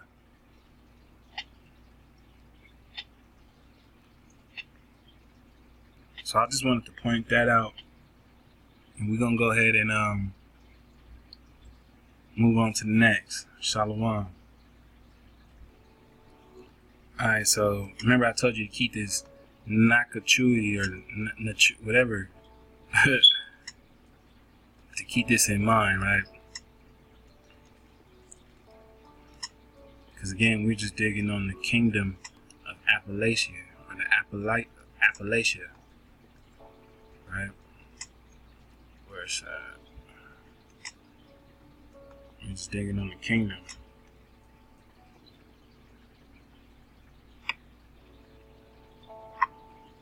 The Appalachian kingdom, right?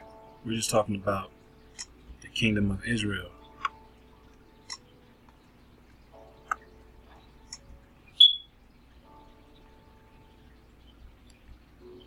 So there's definitely some good old drop in here. Unfortunately, the drop that I wanted to show you is telling me that it's not available for preview, right? But as you can see,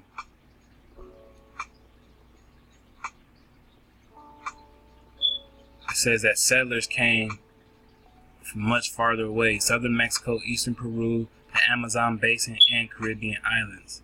Because they basically found that, you know, they all traded. All these people traded together. And they spoke the similar language, and they did similar things, had similar customs. I mean, look at this.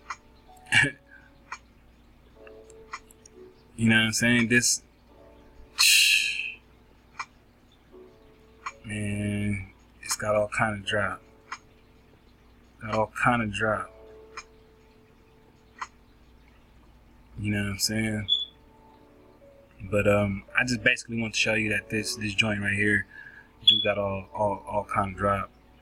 And I mean, look, we're talking about the kingdom. All right, we're talking about the kingdom. And this is something you can't really see anywhere else, right?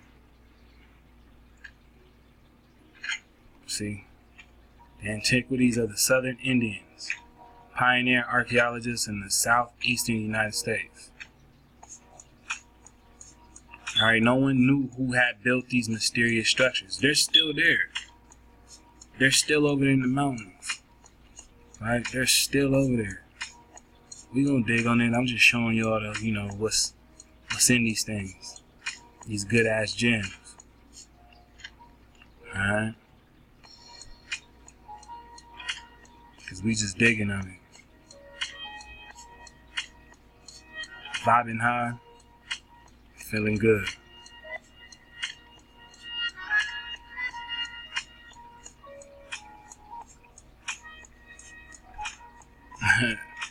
Look.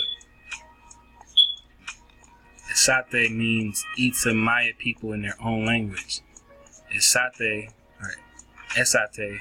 is also the name of the main branch of the Creeks that occupied Georgia, western North Carolina, and southeast Tennessee. The angelicized form of the word Echate is often seen on 18th century maps. So here we are, you know, breaking the spell, as my bro's been saying, right? We just breaking the spell constantly, uncovering the bullshit,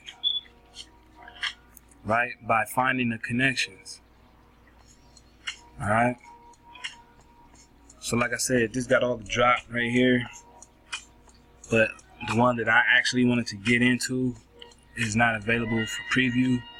So this is why I'm previewing, you know, with this, so that you guys can see that it's very on point to what we're digging on. And we're still talking about the Priest King, right? We're still talking about disc-shaped gorgets, or gorgets. Alright. So we're gonna go ahead and look at some images, and we're gonna pinpoint some things. Peace to the tribe. Shalom. I hope you're having a great one, because it's been a minute, but we are back, baby. Peace to all the cedars out there. So when I originally started this drop, something inside was yelling Appalachian. Something was telling me Appalachian. And I started to dig, right? I had to dig. But it took me to dig on these names that you see in front of you that helped me develop this drop even more so, and that helped me gain immense amounts of clarity. So when I tell you that I had to really put some drop into this presentation to pause from the naturalist you should know that it's heavy, heavy, heavy. So, digging on these words that you see in front of you, right? I was like, man, it got to be more to this. It got to be more to this. So, for instance, I took this word right here, and I looked it up, right? I Googled it. And when I Googled it, it took me here.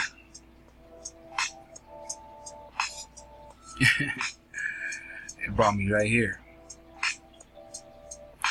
Proto-historic period of the state of West Virginia. Alright, excuse the little homie in the back. He tends to do that sometimes. But nonetheless, look at all this drop, right? All this drop.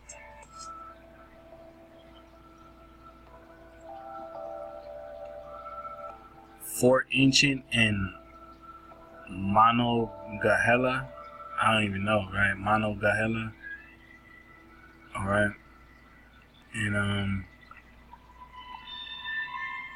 it says that, from at least 1580 to the 1635, these peoples began consolidating their villages into larger settlements with more defensive measures such as wooden palisades during this time. Now remember, remember when we were digging on, where is it at? The reeds, right? When we were digging on the reeds and the fragmites. If it load up, I go back to it. Where we at with it? But when we were digging on the fragmites, and it was talking about how the reeds meant fences, right? And you remember from the Levitical cities, if you haven't peeked out the Levitical series, go ahead and get all that drop, because we're talking about the Levites, right? And they had palisades, right? And they basically marked off their section by way of palisades. It says archaeologists suggest that this means that intergroup strife had increased, with the smaller settlements amalgamating into larger entities for mutual protection. These cultures were very similar and were both influenced by Mississippian cultures to their south and west. Exotic trade items from the Mississippian regions have been found in excavated Fort Ancient and Monongahela villages.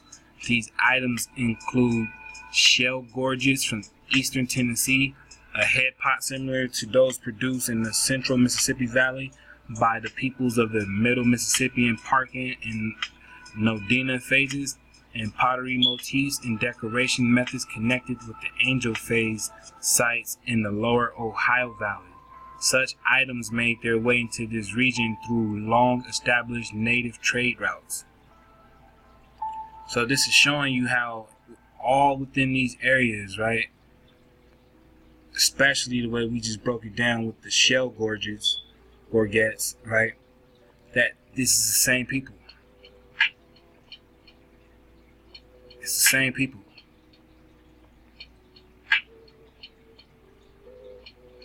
Alright? We're digging on the same people.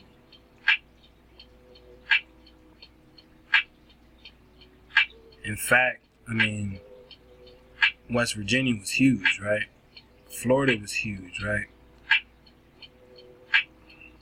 And bang. See, we're right back where we started. You see how it all links up? We're just talking what? West Virginia. We're just talking this word. Right? And it was like, wow, I had to really scratch my head on that one. because there's so much information within these different languages. There's so much different information, that remains stored away. I'm not going to say hidden because it can't be accessed, but it's stored away in spots that you got to know where to look. All right. So we're going to go ahead and carry on to the next one. Shalom, peace to the tribes.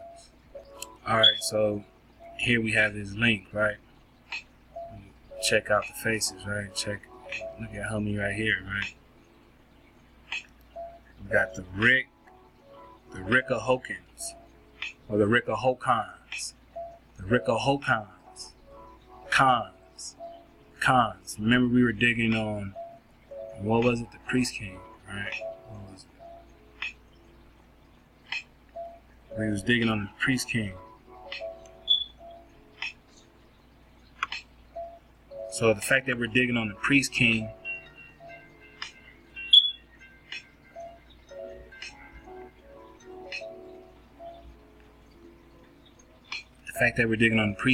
lets us know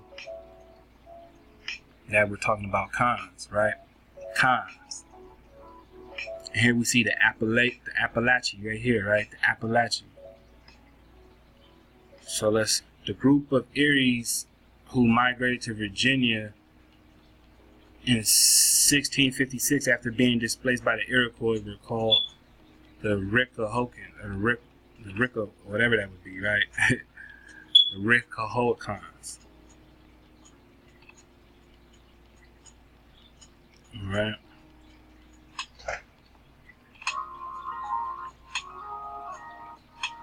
It says, late in the Beaver Wars, the Iroquois forced a group of the Erie to abandon their traditional territory near the Great Lakes between modern-day Rochester, New York, and Cleveland, Ohio. The Erie, which French Jesuits and traders called La Nation du Chat, after the raccoon or perhaps the cougar, were also known by other Native American groups as the Allegheny, or the Allegonian, right? That name is the source for Allegheny, which is the Appalachians, right?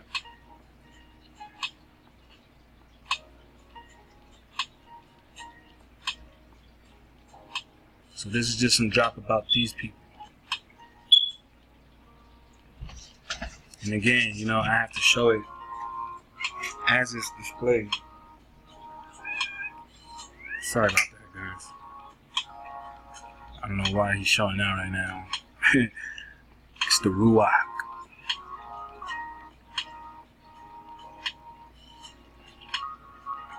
But yeah, you see all this drop?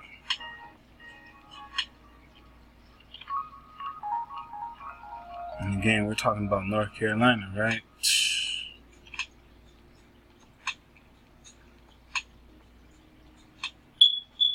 So yeah, wanted to bring that up. And we're gonna go ahead and carry on to the next one. I told you to keep that Track Rock in mind, right? It says Track Rock is located in the Track Rock Gap archaeological area in Brasstown Ranger District of the Chattahoochee National Forest in Georgia. It says this area contains petroglyphs, preserved petroglyphs of ancient Native American origin that resemble animal and bird tracks, crosses, circles, and human footprints. Track Rock is explained by Georgia historical marker placed there in 1988. Right? And then again, when we were digging on this, we were talking about what? Right? We were talking about the Maya glyphs and the Priest King. The Priest King on Track Rock's Boulder 6. Track Rock, right? Where the Itza, the Itza language, the Maya glyphs were discovered. And the one who found it said it looked like some bored Cherokee hunters that, you know, had one carved it. But here we're linking the Anian, right? The ancient Anian to the Itza people. The Itza people. Right? We're connecting that back. So we're digging on track rock right here. It says this area is one of the best known of the petroglyph or marked stone sites in Georgia. The 6 table-sized soapstone boulders contain hundreds of symbols carved or packed into their surface. Archaeologists have speculated dates for the figures from the Archaic period from around 8000 to 1000 BC to the Cherokee Indians who lived here until the 19th century. No one knows the exact meaning of the symbols or glyphs, which represent animal, bird tracks, and geometric figures. So as soon as they say geometric, right? Geometric, as soon as they say that, right? As soon as they say this right here, I don't want to jam it up no more.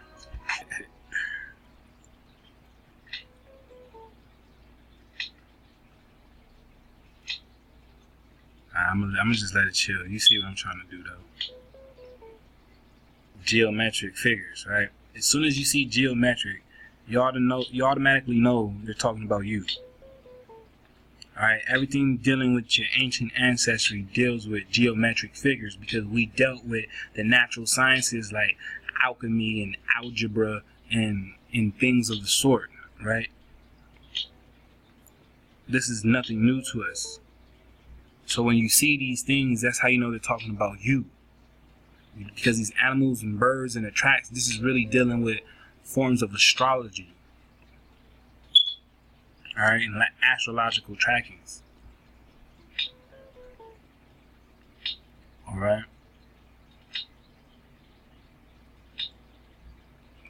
It says, the Cherokee called this site blank, blank, blank, right? Where there are tracks and the printed or branded place. Cherokee stories include an explanation that hunters paused in the gap and amused themselves by carrying the glyphs. The marks were made in a great hunt when the animals were driven through the gap, and the tracks were made when the animals were leaving the great canoe after a flood almost destroyed the world, and while the earth and rocks were soft.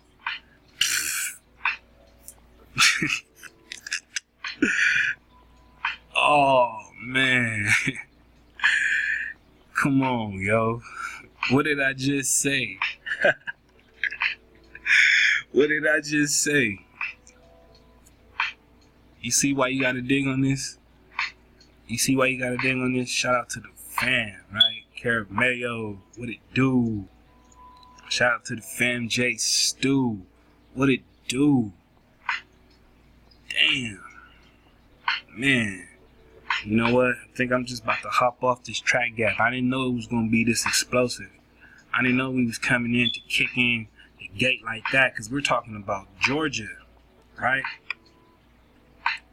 We're talking about Georgia. And when we were digging, where is it? Right here.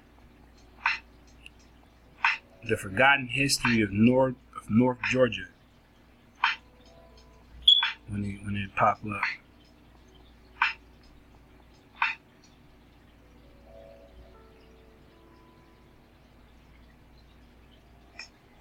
If it pop up, right?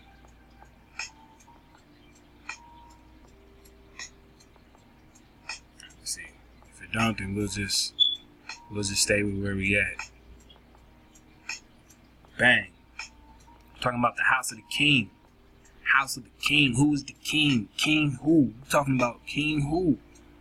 Dawi? Are we talking about King Dawi? Are we talking about Prester John?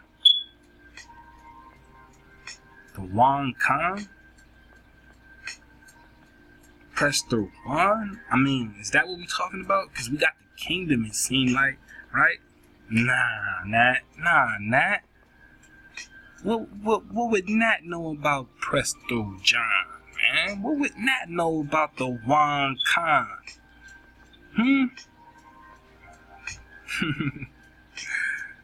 I'm just saying. Beautiful times to be alive, Shabbat. Beautiful times to be alive, Shabbat. Yeah. So as we can see, right? Cherokee stories of floods. We just talking about you, Anian.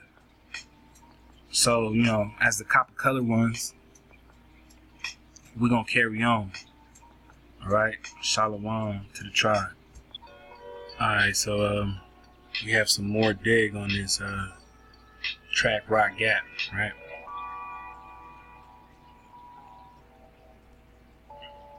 So let's see what we can get.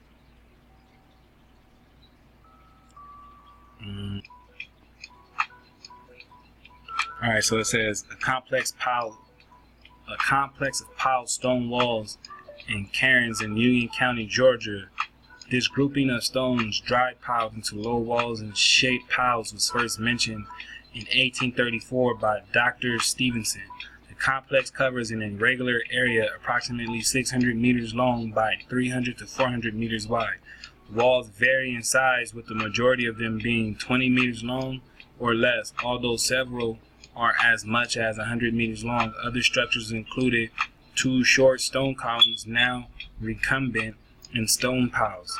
The majority of the walls follow contour lines of the steep hillsides in the manner of terraces, but several walls meander without regard to elevation contours and are similar to known prehistoric rock pile sites in other parts of Georgia, such as Fort Mountain.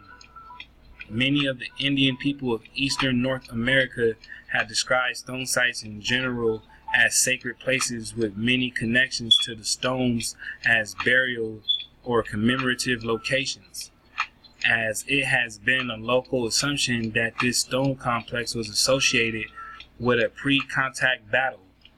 Although any formal documentation of this oral history appears tenuous, the entire site is now part of the Chattahoochee-Oconee National Forest.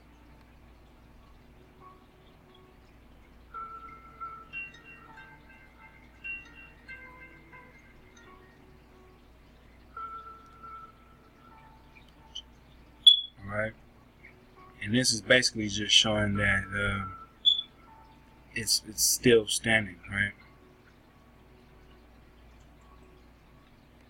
That the actual Appalachian Kingdom, the spot where it's said to actually exist, is still here.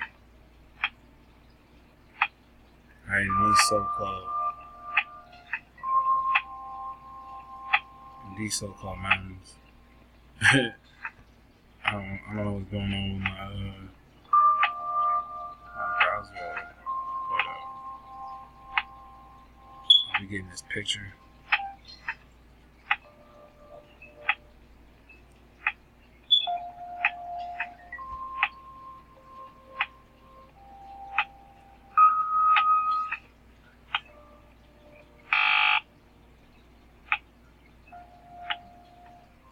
Well, I mean, I guess we went through all that just for this, right? But yeah, that's what it still looks like. So we're gonna go ahead and continue forward because we got some drop to get into.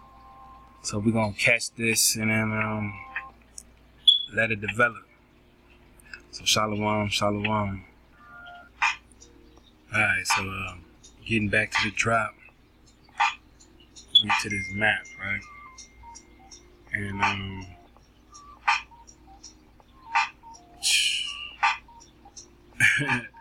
like I said, what would I know about the Wan Khan, right? Except that I've been paying attention to, what my bro's been kicking. And I started noticing some things myself, right? Like in my own search. And so digging on this Proto Virginia, right? I happened to come across this map. And I'm pretty sure there's a lot of drop in here. but I want you to see what actually stuck out to me, right? Like I said, we've been paying attention to what the bros been dropping. And, you know, I'm talking about con drop. And the thing that I see is the Sea of China and the Indies. Right? I'm like, the Sea of China. Right? Like the Sea of China. I'm like, nah, man. Like, what's going on? And I'm like, the Sea of China? So, you know, I really started digging and thinking, and I'm like, we already have the kingdom of Appalachia, right? Of Appalachian. But it's like, is there more to this drop? Is there anything else that we can connect? I mean, we're talking about the Sea of China, right? Of China and the Indies. The Sea of China, but it's on top of Virginia. I mean, we're talking about Virginia. Interesting, right? So, I was digging on the map that I started out with, and I wanted to find a better one, right? So, I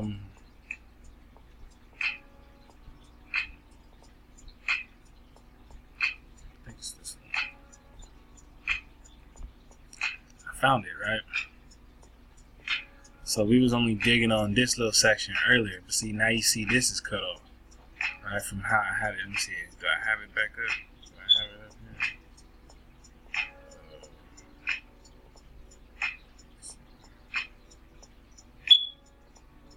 It's the same thing.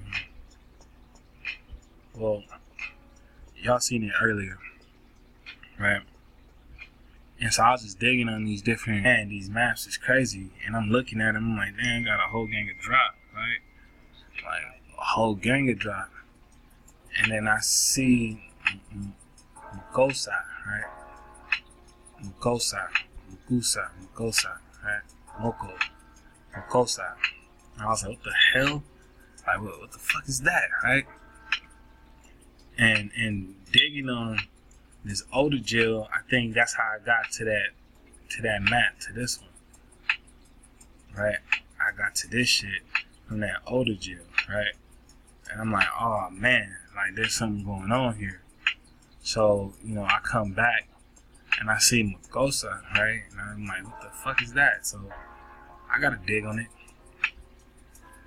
And digging on it, it says literally translate to snot nose. Right? But isn't generally insulting. It just means you have a runny nose. You got the mocos, right? I'm like, damn, that's fucked up. Why would they be naming some land like Mukosa, right? And it was just like, that's different. It's stupid different to me, right? But when I dug on Mukosa land, right? Again, you know, it said snotty nose, right? But when I dug on it, it led me actually somewhere else, right?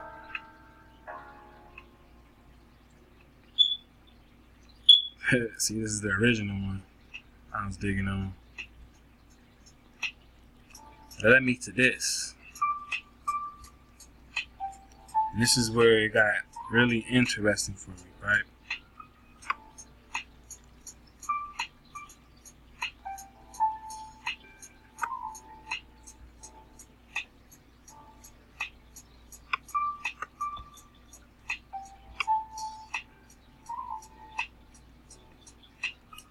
So I was digging on this map, and I'm looking at shit I've never really seen before, right? And I'm like, man, I don't know none of these names, right? But then, you know, I'm looking at certain names, I'm like, And then I come up, and I get to over here, and I see Anian.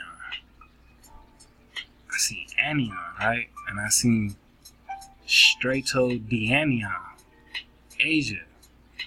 I said, oh, right? And I go, oh, because we were really digging on the Wan Khan, right? Because they go to Makosa right here, all right? The Makosa. Let's bring it up, right? Makosa. See? Makosa. The Chilago, right? I heard some more speaking on the Chilago, right? Tolman. I remember how the bro was saying that this reg meant kingdom. So I'm like, what am I looking at, right? And it straight up says Anian next to the Sierra Nevada. And I'm like, damn. Alright. You know what I'm saying? Alright, I can dig on it. You know what I mean? Like, whoa. Like in real time. You know what I'm saying? Like in real time. And it just tripped me out because I'm looking at Anian in real time, but from a natural coincidence. There's no such thing, actually. This is just how the Most High builds the flow. So it's just a natural flow. Right? And I'm just doing my thing, and I'm running to the drive, and I'm like, oh, wow. Who would have thought?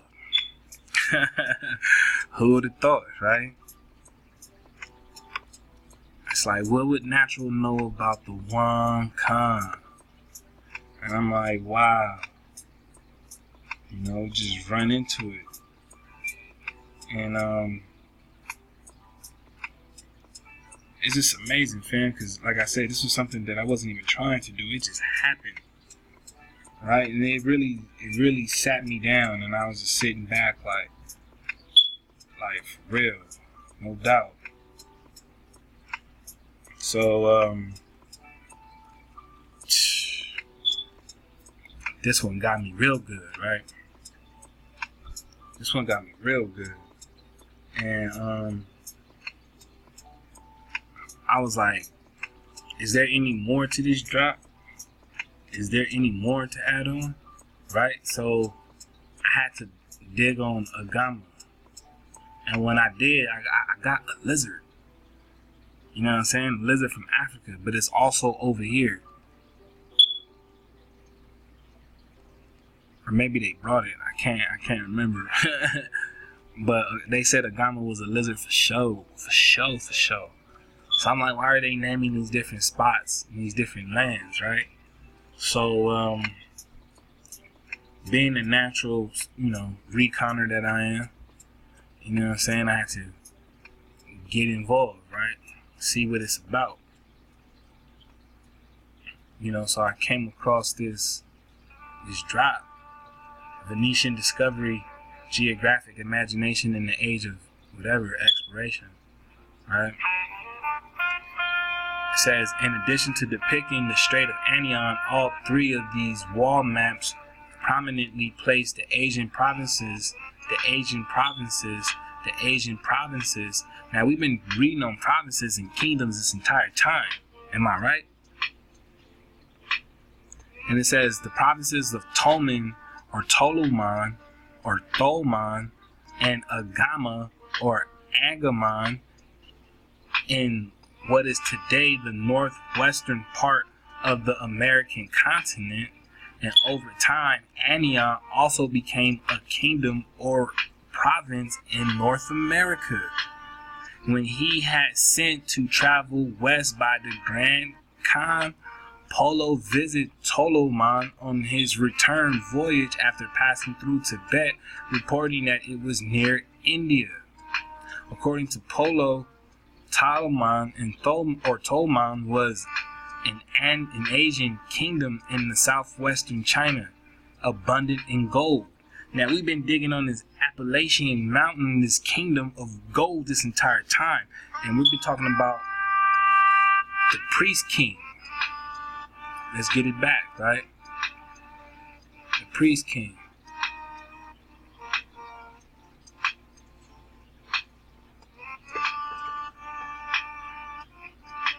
The priest king. Right? And I told you we was digging on the Grand Khan. You know, here we have it, right? The Grand Khan, a province in North America, right? And that's exactly what this kingdom of Appalachia is, right? I mean, how many references have we went through? Let's see. Where's that?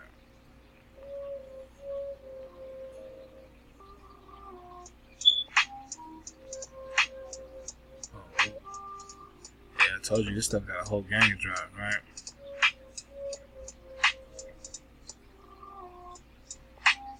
Right here. Could reach the gold fields in the Appalachian Mountains. Appalachian, right? Appalachian, the gold fields, right? The gold fields. I mean, in the forgotten history of Georgia. Right? We're digging on what? When it catch up. We're digging on the house of the king. Right? The house of the king. We're just talking Anian. We're just talking about Copal. Let's get it again. Copal, right?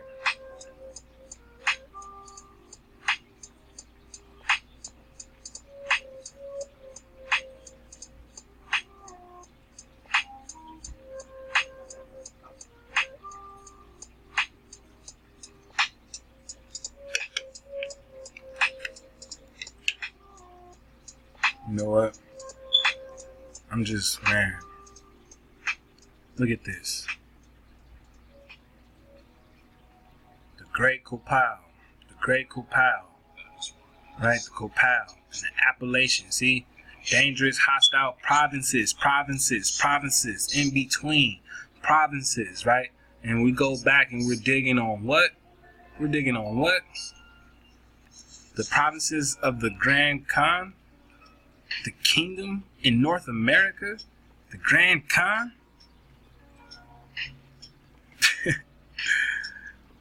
What would Nat know about the One Khan, the Great Khan? Other than this is just some tribal real shit. Alright? And we was digging on what? On China, right? The Sea of China. The Sea of China and the Indies, right? I mean, y'all see it with me? So, you know, when we come over here and we dig on this Anian, and we're talking about a kingdom, right, of the Appalachians.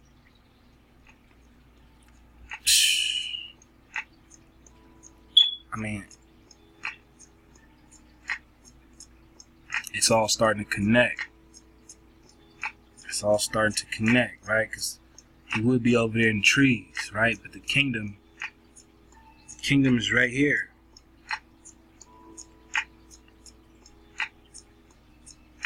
What a time. What a time to be alive. Shalom to the tribe.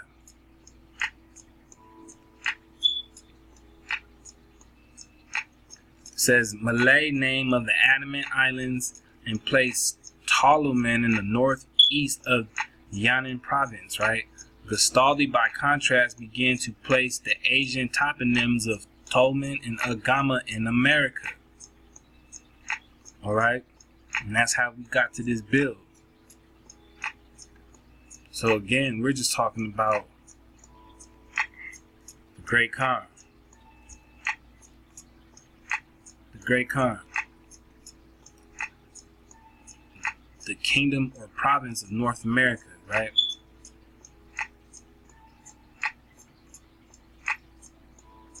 All right, we're just talking about what? Where was it?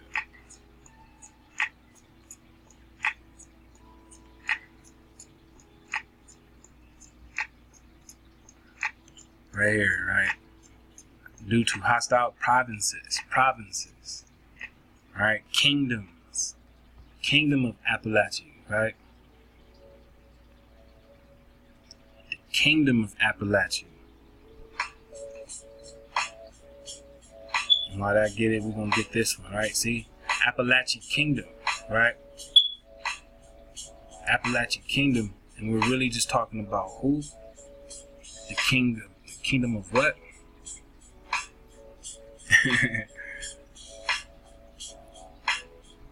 There you go. The kingdom of Israel. Who they call Hawa, their creator. Hawa. Alright, and we're just talking about the priest king. The priest king, right? The priest king. The Itza. The Itza priest king. Right? The Itza priest king. When we were digging, where is it at? When we're really just talking about the house of the king, right?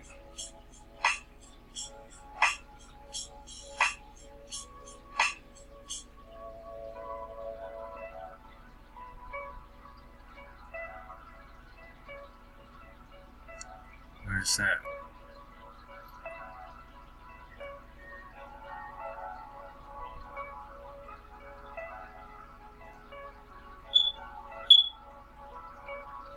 See, the Appalachian Kingdom, right?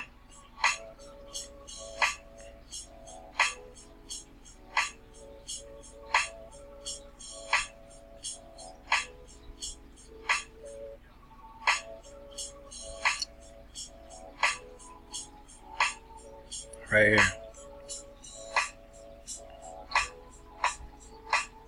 Tennessee River, Tennessee. Callimaco for the house of the king. And I kept asking, talking about the Great Khan. We weren't talking about the Great Khan. The Great Khan. Alright? We weren't talking about the Great Khan. Alright? We're just talking about Anian. We're just talking about the kingdom of Appalachian. Alright? Anian. Shouts out to the bro. Much hob to the bro. From the heart bone. Alright? So we digging on it. We digging on it in real time. In fact, I got something else. So, let's dig on that so we can continue to push this note. See, when I do my recon, I go into actual con mode. And by con mode, I mean Levitical priesthood. And I do this for my tribe, my Shabbatah, for the vibration, for the this natural. You know what I'm saying? So, I say that to say that when it comes to this, I don't fuck around. Alright? I don't fuck around with this indigenous truth. And not when it comes to my Shabbatah. So, you see what I see. Right? We're looking at what looks like to be some Spain currency, right? And it says Capachi and it says La Florida. Right? La Florida. Someone tell me why the fuck this says India down here? And what would be low-key Mexico? Right? Like, why does this shit say India on the currency of the Spaniard dollar? Alright? La Florida. We was reading, this is exactly what they called it, right? La Florida. Where is that? Let's see. Just so y'all know. Where's the book at? Right here, right?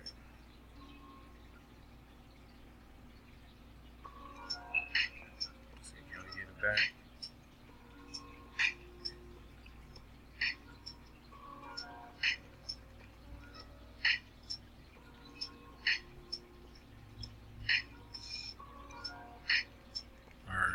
maybe this one has it. Well, anyway, I'm not gonna waste too much time on it. But y'all read earlier how it said La Florida, right? It was talking about La Florida. So why does this say India, right? India, under Florida, right? India. And then in the other map, above Virginia, we're digging on the Sea of China. Like for real, for real. You know what I'm saying? We talking about India, right here in Mexico. You know what I mean? So I'm like, nah, no shit. And, you know, I got another one. And clear as day, it say the same thing. Clear as day. Sorry, too much. Say the same thing. Say India. La Florida, India.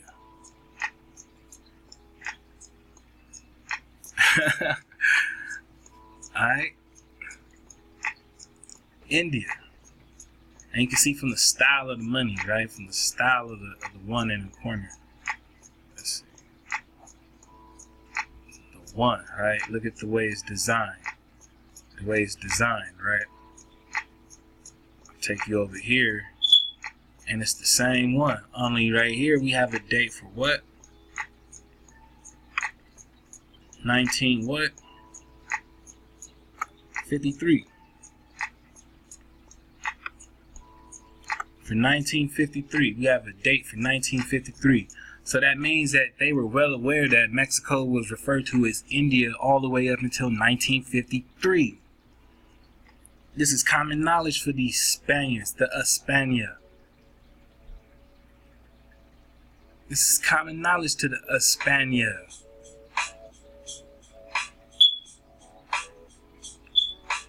La Florida.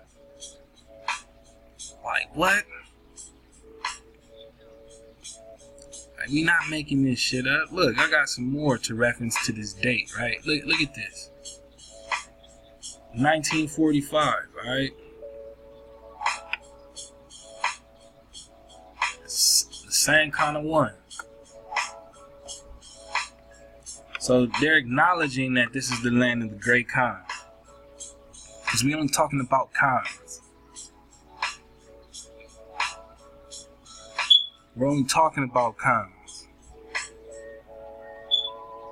Which is you. Alright, so we got some more breakdown to get into, and we're gonna go ahead and dive right on into it as we close out. Shalom, much ahab to the Shabbat. I hope this drop has been more than electrifying. And just nothing but pure water all the way through. Ahab and, you know, Tawadah for choosing up.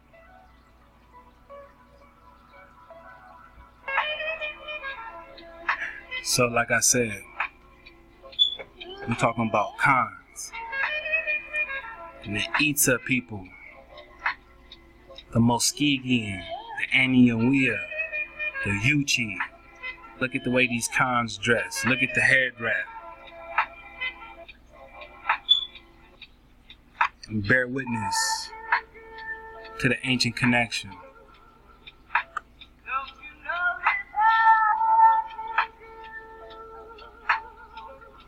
We only talking about Khans. And great Khans, right?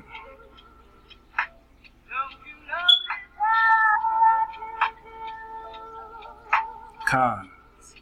See the headdress?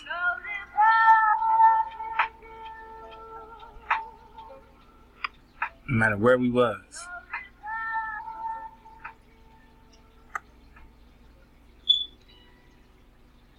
You know what I'm saying? And this is the Itza people. And this is how they depicted themselves. You know, I'm not gonna argue with no one. I'm gonna just let them tell the story.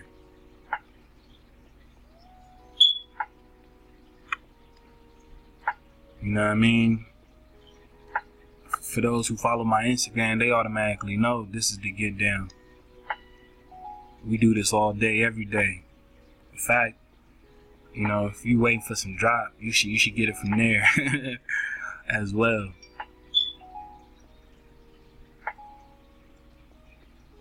But you know what I'm saying? You get the feeling and the idea of who these people are by letting them tell you who they are. It speaks for itself.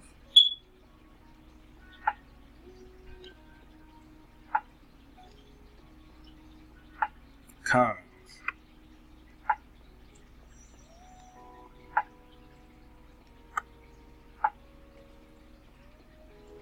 Right? Ain't nothing changed.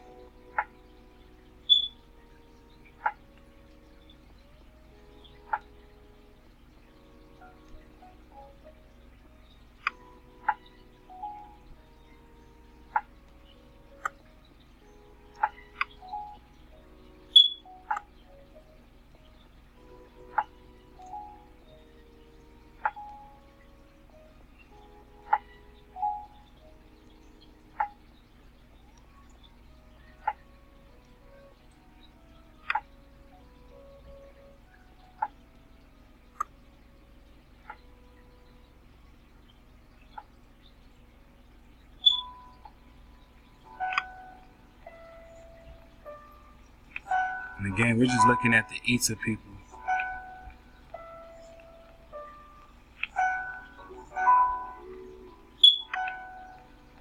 Those that connected all the way from so-called Mexico up into the southeast United States.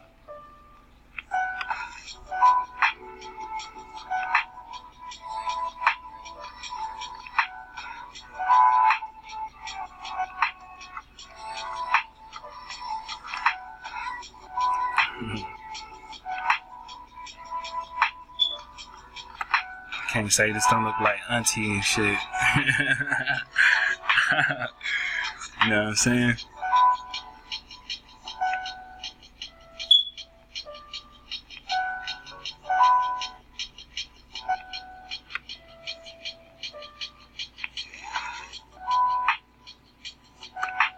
Like straight up. I'm talking about cons.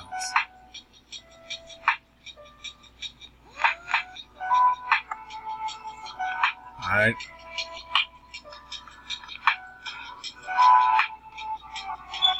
Hey. Hey.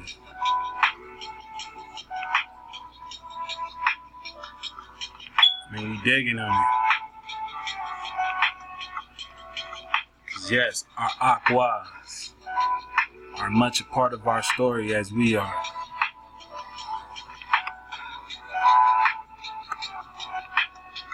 Cons. What?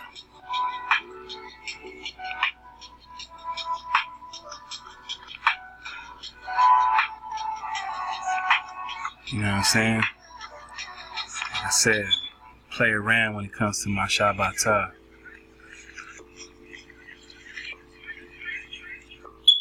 Alright?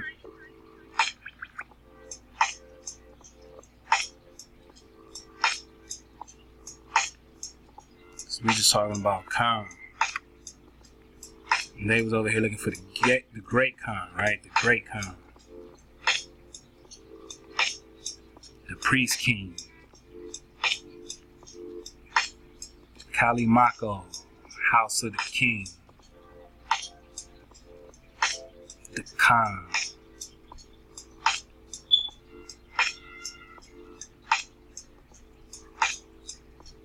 I'm just vibing. This is how we do over here at 432thedrive.com.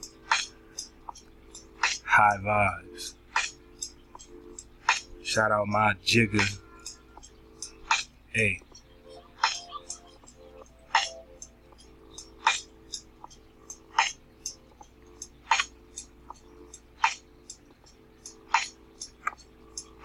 Peep the hair wrap, the dress, the swag, the drip, the drop. What?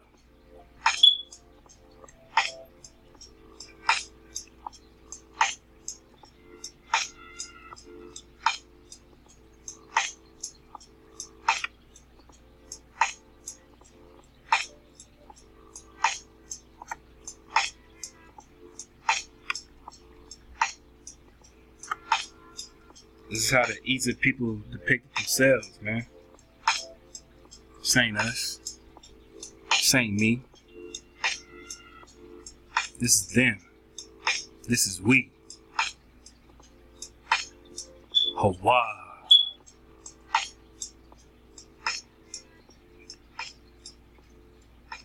It's all getting clear, right?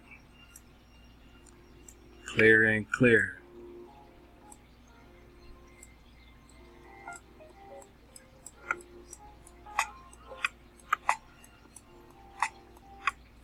You just digging on the head wrap.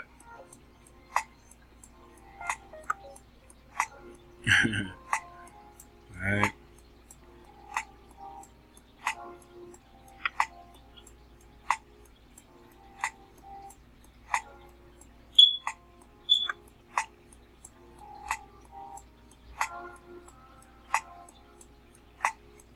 Yeah, it's countless. That's why I decided to come share with the Shabbat and give you a glimpse at my virtual library. I got, a whole IG page just full of archives. So, hit it up when you feel like it. Shalom.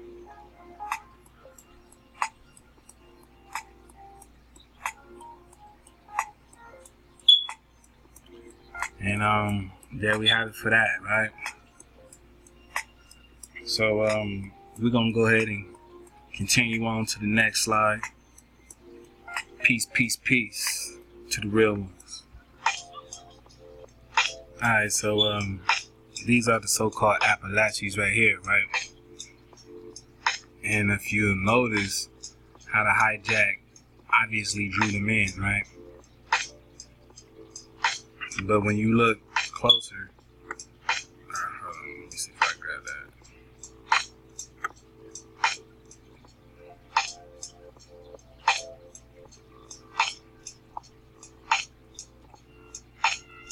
Alright, so when we get in a little closer, right? Look at the feature change. Alright, the feature change, right? Distinguishing from him. Alright. Nonetheless, they drew them like this on purpose. Especially from, what we just came from, what we just saw. The Itza is supposed to be the same people because this whole drop has been showing the connections between the two. So they're supposed to be the same people, right? Yeah, this is exactly how they want to, always go ahead and paint them in since we're talking about so-called America. Right? But we're gonna get to the next one. You see how it changes? Just real quick, right? Same people though. That's the crazy part. We're talking about the same people.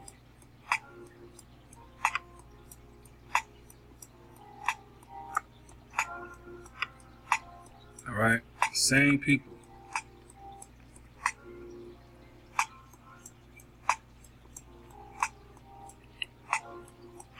Same people, right? You can see they play around with it again. Check out the headgear, head wrap. But we're, identifying the traits, right? The shell gorgets, right? The shell gorgets.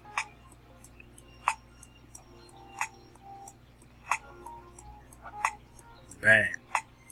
It always comes back, right? This is why we dig on it. Right? A native savage of America.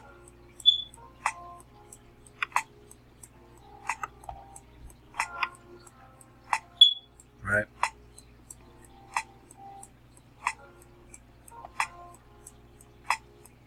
We still just talking about you.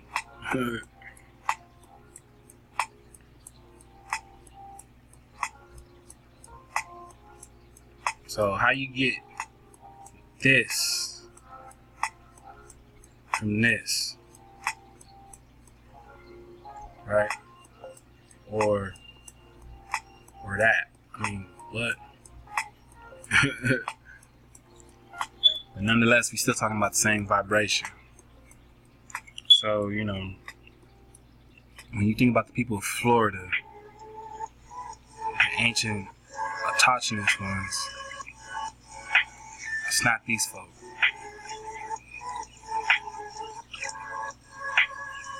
Right?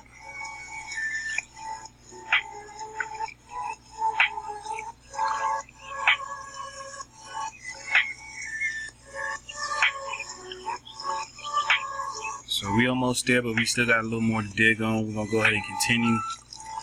Shalom to the next.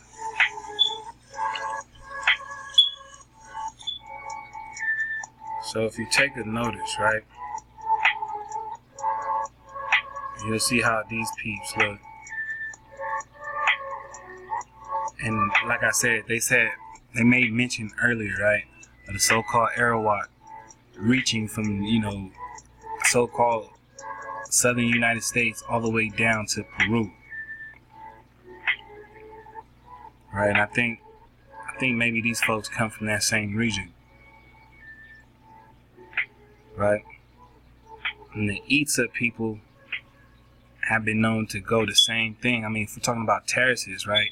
Vegetation terraces on top of mountain heights and elevation that is outstanding. And you finding the same thing up in the Appalachian mountains. You know what I'm saying? So we go ahead and we build on our next slide, right?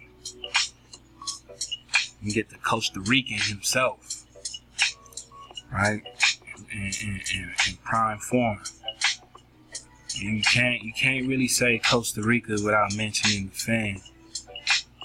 Caramel, Shalom, Ahab. Cause this is how we do it, you know what I'm saying? We just body bag the hijack constantly, consistently as a tribal effort.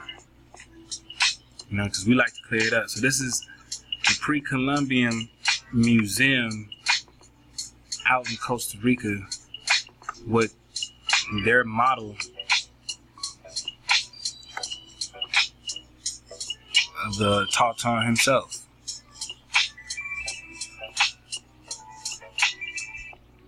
Alright, so when we say from the southeast United States, I mean basically wholly all America, right? But we're digging on this Itza connection, digging on this kingdom of the Khan. Of the Khan, right? The great Khan. Unique thing. Is that a mugshot or your version of Picasso? You know what I'm saying?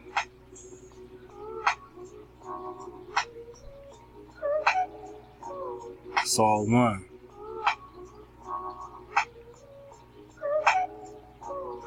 He's talking about you.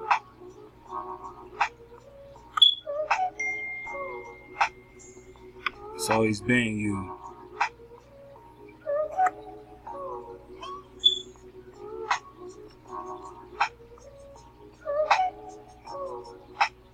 Right? I mean, when we dig on it. It says on page 408, he again introduces the subject of the exceeding wealth of the mountains to the northwest and records the account. I mean, look, the northwest, right? Let's get that map back. The northwest, where is it at? Anian, right? Anian, northwest. I mean, we got him, Jack. Lego. Lego, right? Northwest. I mean, bang. You know what I'm saying? And records and records the account of an Indian who knew the passes of the Appalachian Mountains where the sandy bottoms of the rills were dug up with hollow canes or reeds. I mean, we were digging on the reeds, right? Were we not digging on the reeds? And grains of precious metals secured. His whole work, however, teems with rumors of gold and immense power and splendor to the north and northwest of the sea coast. I mean, look, they try to tell you where they thought, where Prester John was, the great Khan, right? Wow, it says here, leaving Rene Laudonnière authority to the discretion of the reader. I shall introduce a testimony of a more wonderful as well as a more pertinent character. Pedro Morales was a Spaniard whom Sir Francis. Oh, wait. Where'd it go?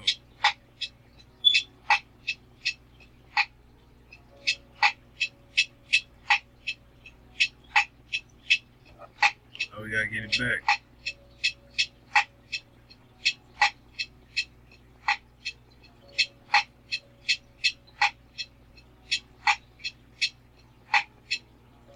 We're gonna get it back right here. Hold on. Where was it? Alright. Okay, it says Pedro Morales was a Spaniard whom Sir Francis Drake in 1586 on his return home from his famous West Indian cruise caught along the coast of Florida, and he related that 80 leagues to the northwest of St. Helena were mountains of gold and crystal, and that there was a great city 16 or 20 days journey in the same direction, called by the Spaniards La Gran Copal, very rich and exceeding great. But the most wonderful account of the metallic richness in the country to the northwest of St. Helena is given by one Nicholas, whatever his name would be, alias Holy, who was likewise found by Sir Francis Drake on the coast of Florida. He too spoke of the city of La Gran Copal and described its magnificence in golden and diamond terms. Crystal, gold, rubies, and diamonds glittered from every corner of its path. A Spaniard attained there a diamond worth 5,000 crowns, which was worn by the governor of St. Augustine. This same Nicholas Burgion likewise testifies that the mountains of North Carolina shone so brightly with their immense masses of crystals, rubies, gold, and diamonds that he could not behold them and keep his sight, and therefore he had to travel by night. Alright. It says right here, Nicholas likewise saw some 50 leagues from St. Helena up towards La Gran Copal, Indians with long golden rings in their ears and nostrils.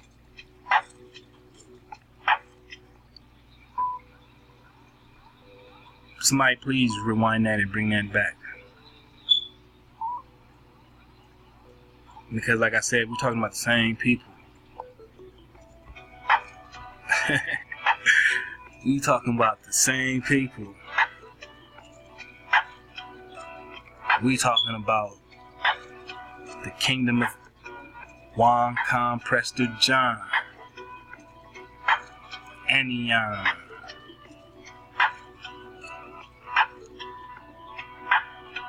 Shalom.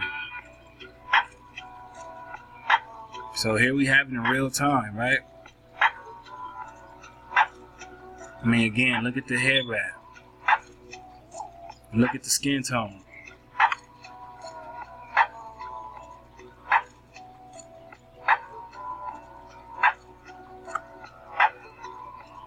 See the fringes.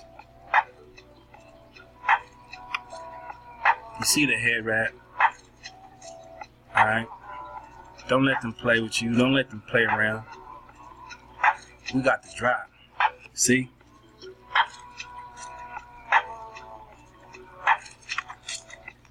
Dry Nation got all the water.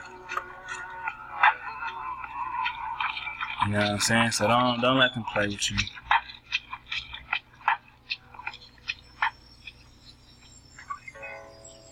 Man.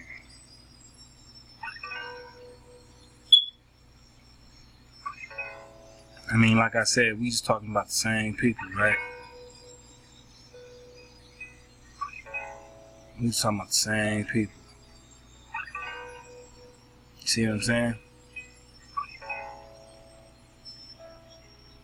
We just talking about the same ones.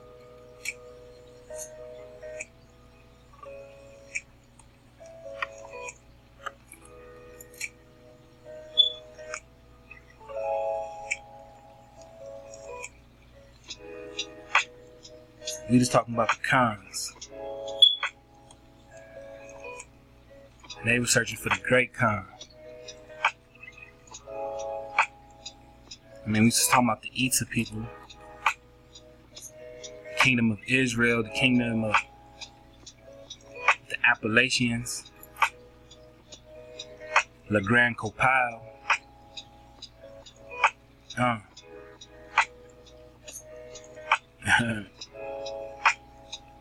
You know what I'm saying? We just talking about the same people. We just talking about the same people. You dig?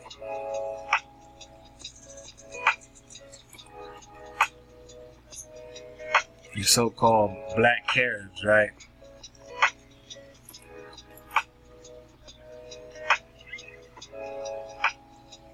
See the head wraps?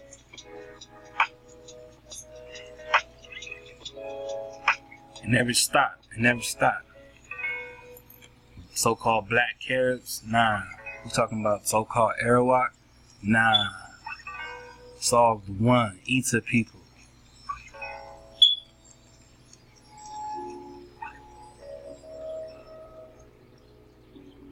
The black Caribs of Honduras. We was just digging on Costa Rica, right? I mean, we just came off the Guatemala look. Actually, let's get into some more.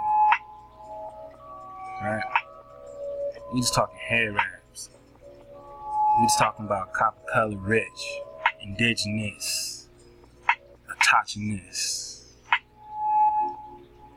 We just talking Dry Nation. We just talking big cedars. We just talking moving water.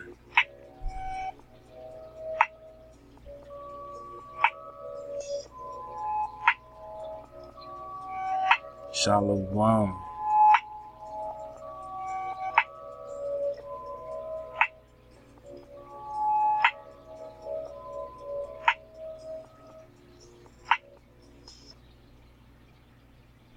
He's talking you.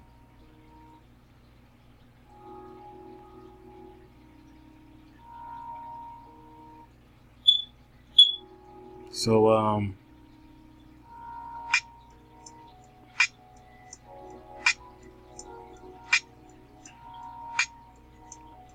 as you know, we've been doing a whole lot of surfing.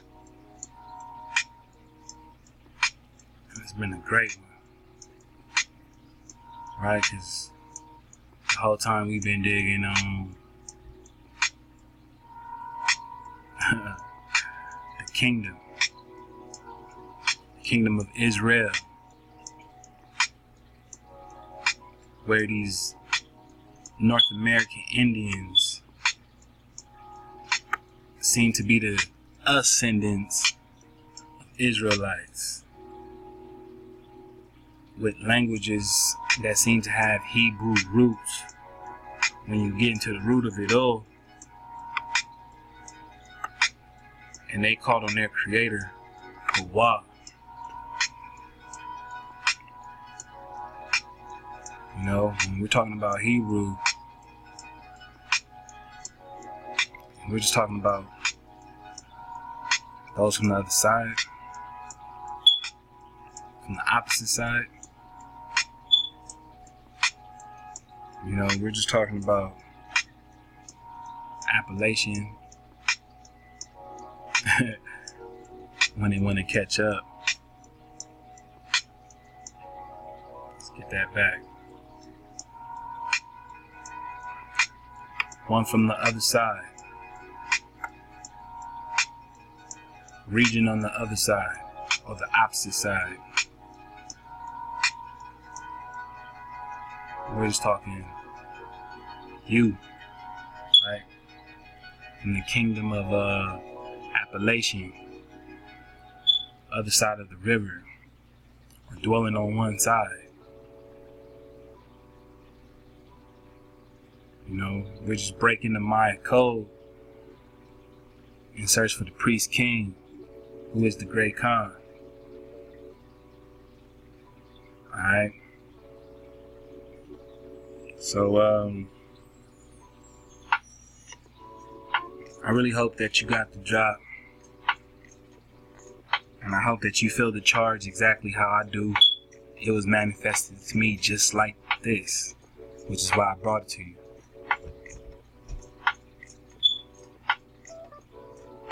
So, Ahab to the home team, to all the real ones. And we definitely back. In fact, I got more drop. So, if y'all ready for the next installment, just drop your comments below. I am. And we're gonna get to the next one. Matter of fact, I work on it ASAP. I'm starting on it right now. And if we got enough, yeah, you know what I'm saying? Cause we back. We back.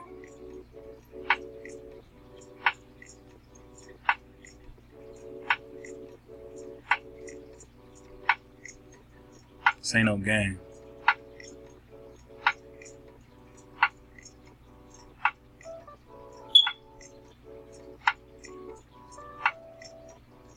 It's about you. So, we definitely gonna be building. We got more on the way. Stay tuned to the Naturalist. Wednesdays, 10 o'clock p.m. 432thedrop.com. Yes, sir. And shalom to all the tribe. Even you, big homie. Because it's all about the build anyways. And I appreciate everybody that I learned from and that I learned with. So, peace, peace. Much high from me to you. And we'll be connecting in just a few. So until next time, keep the light Israel. Ahab.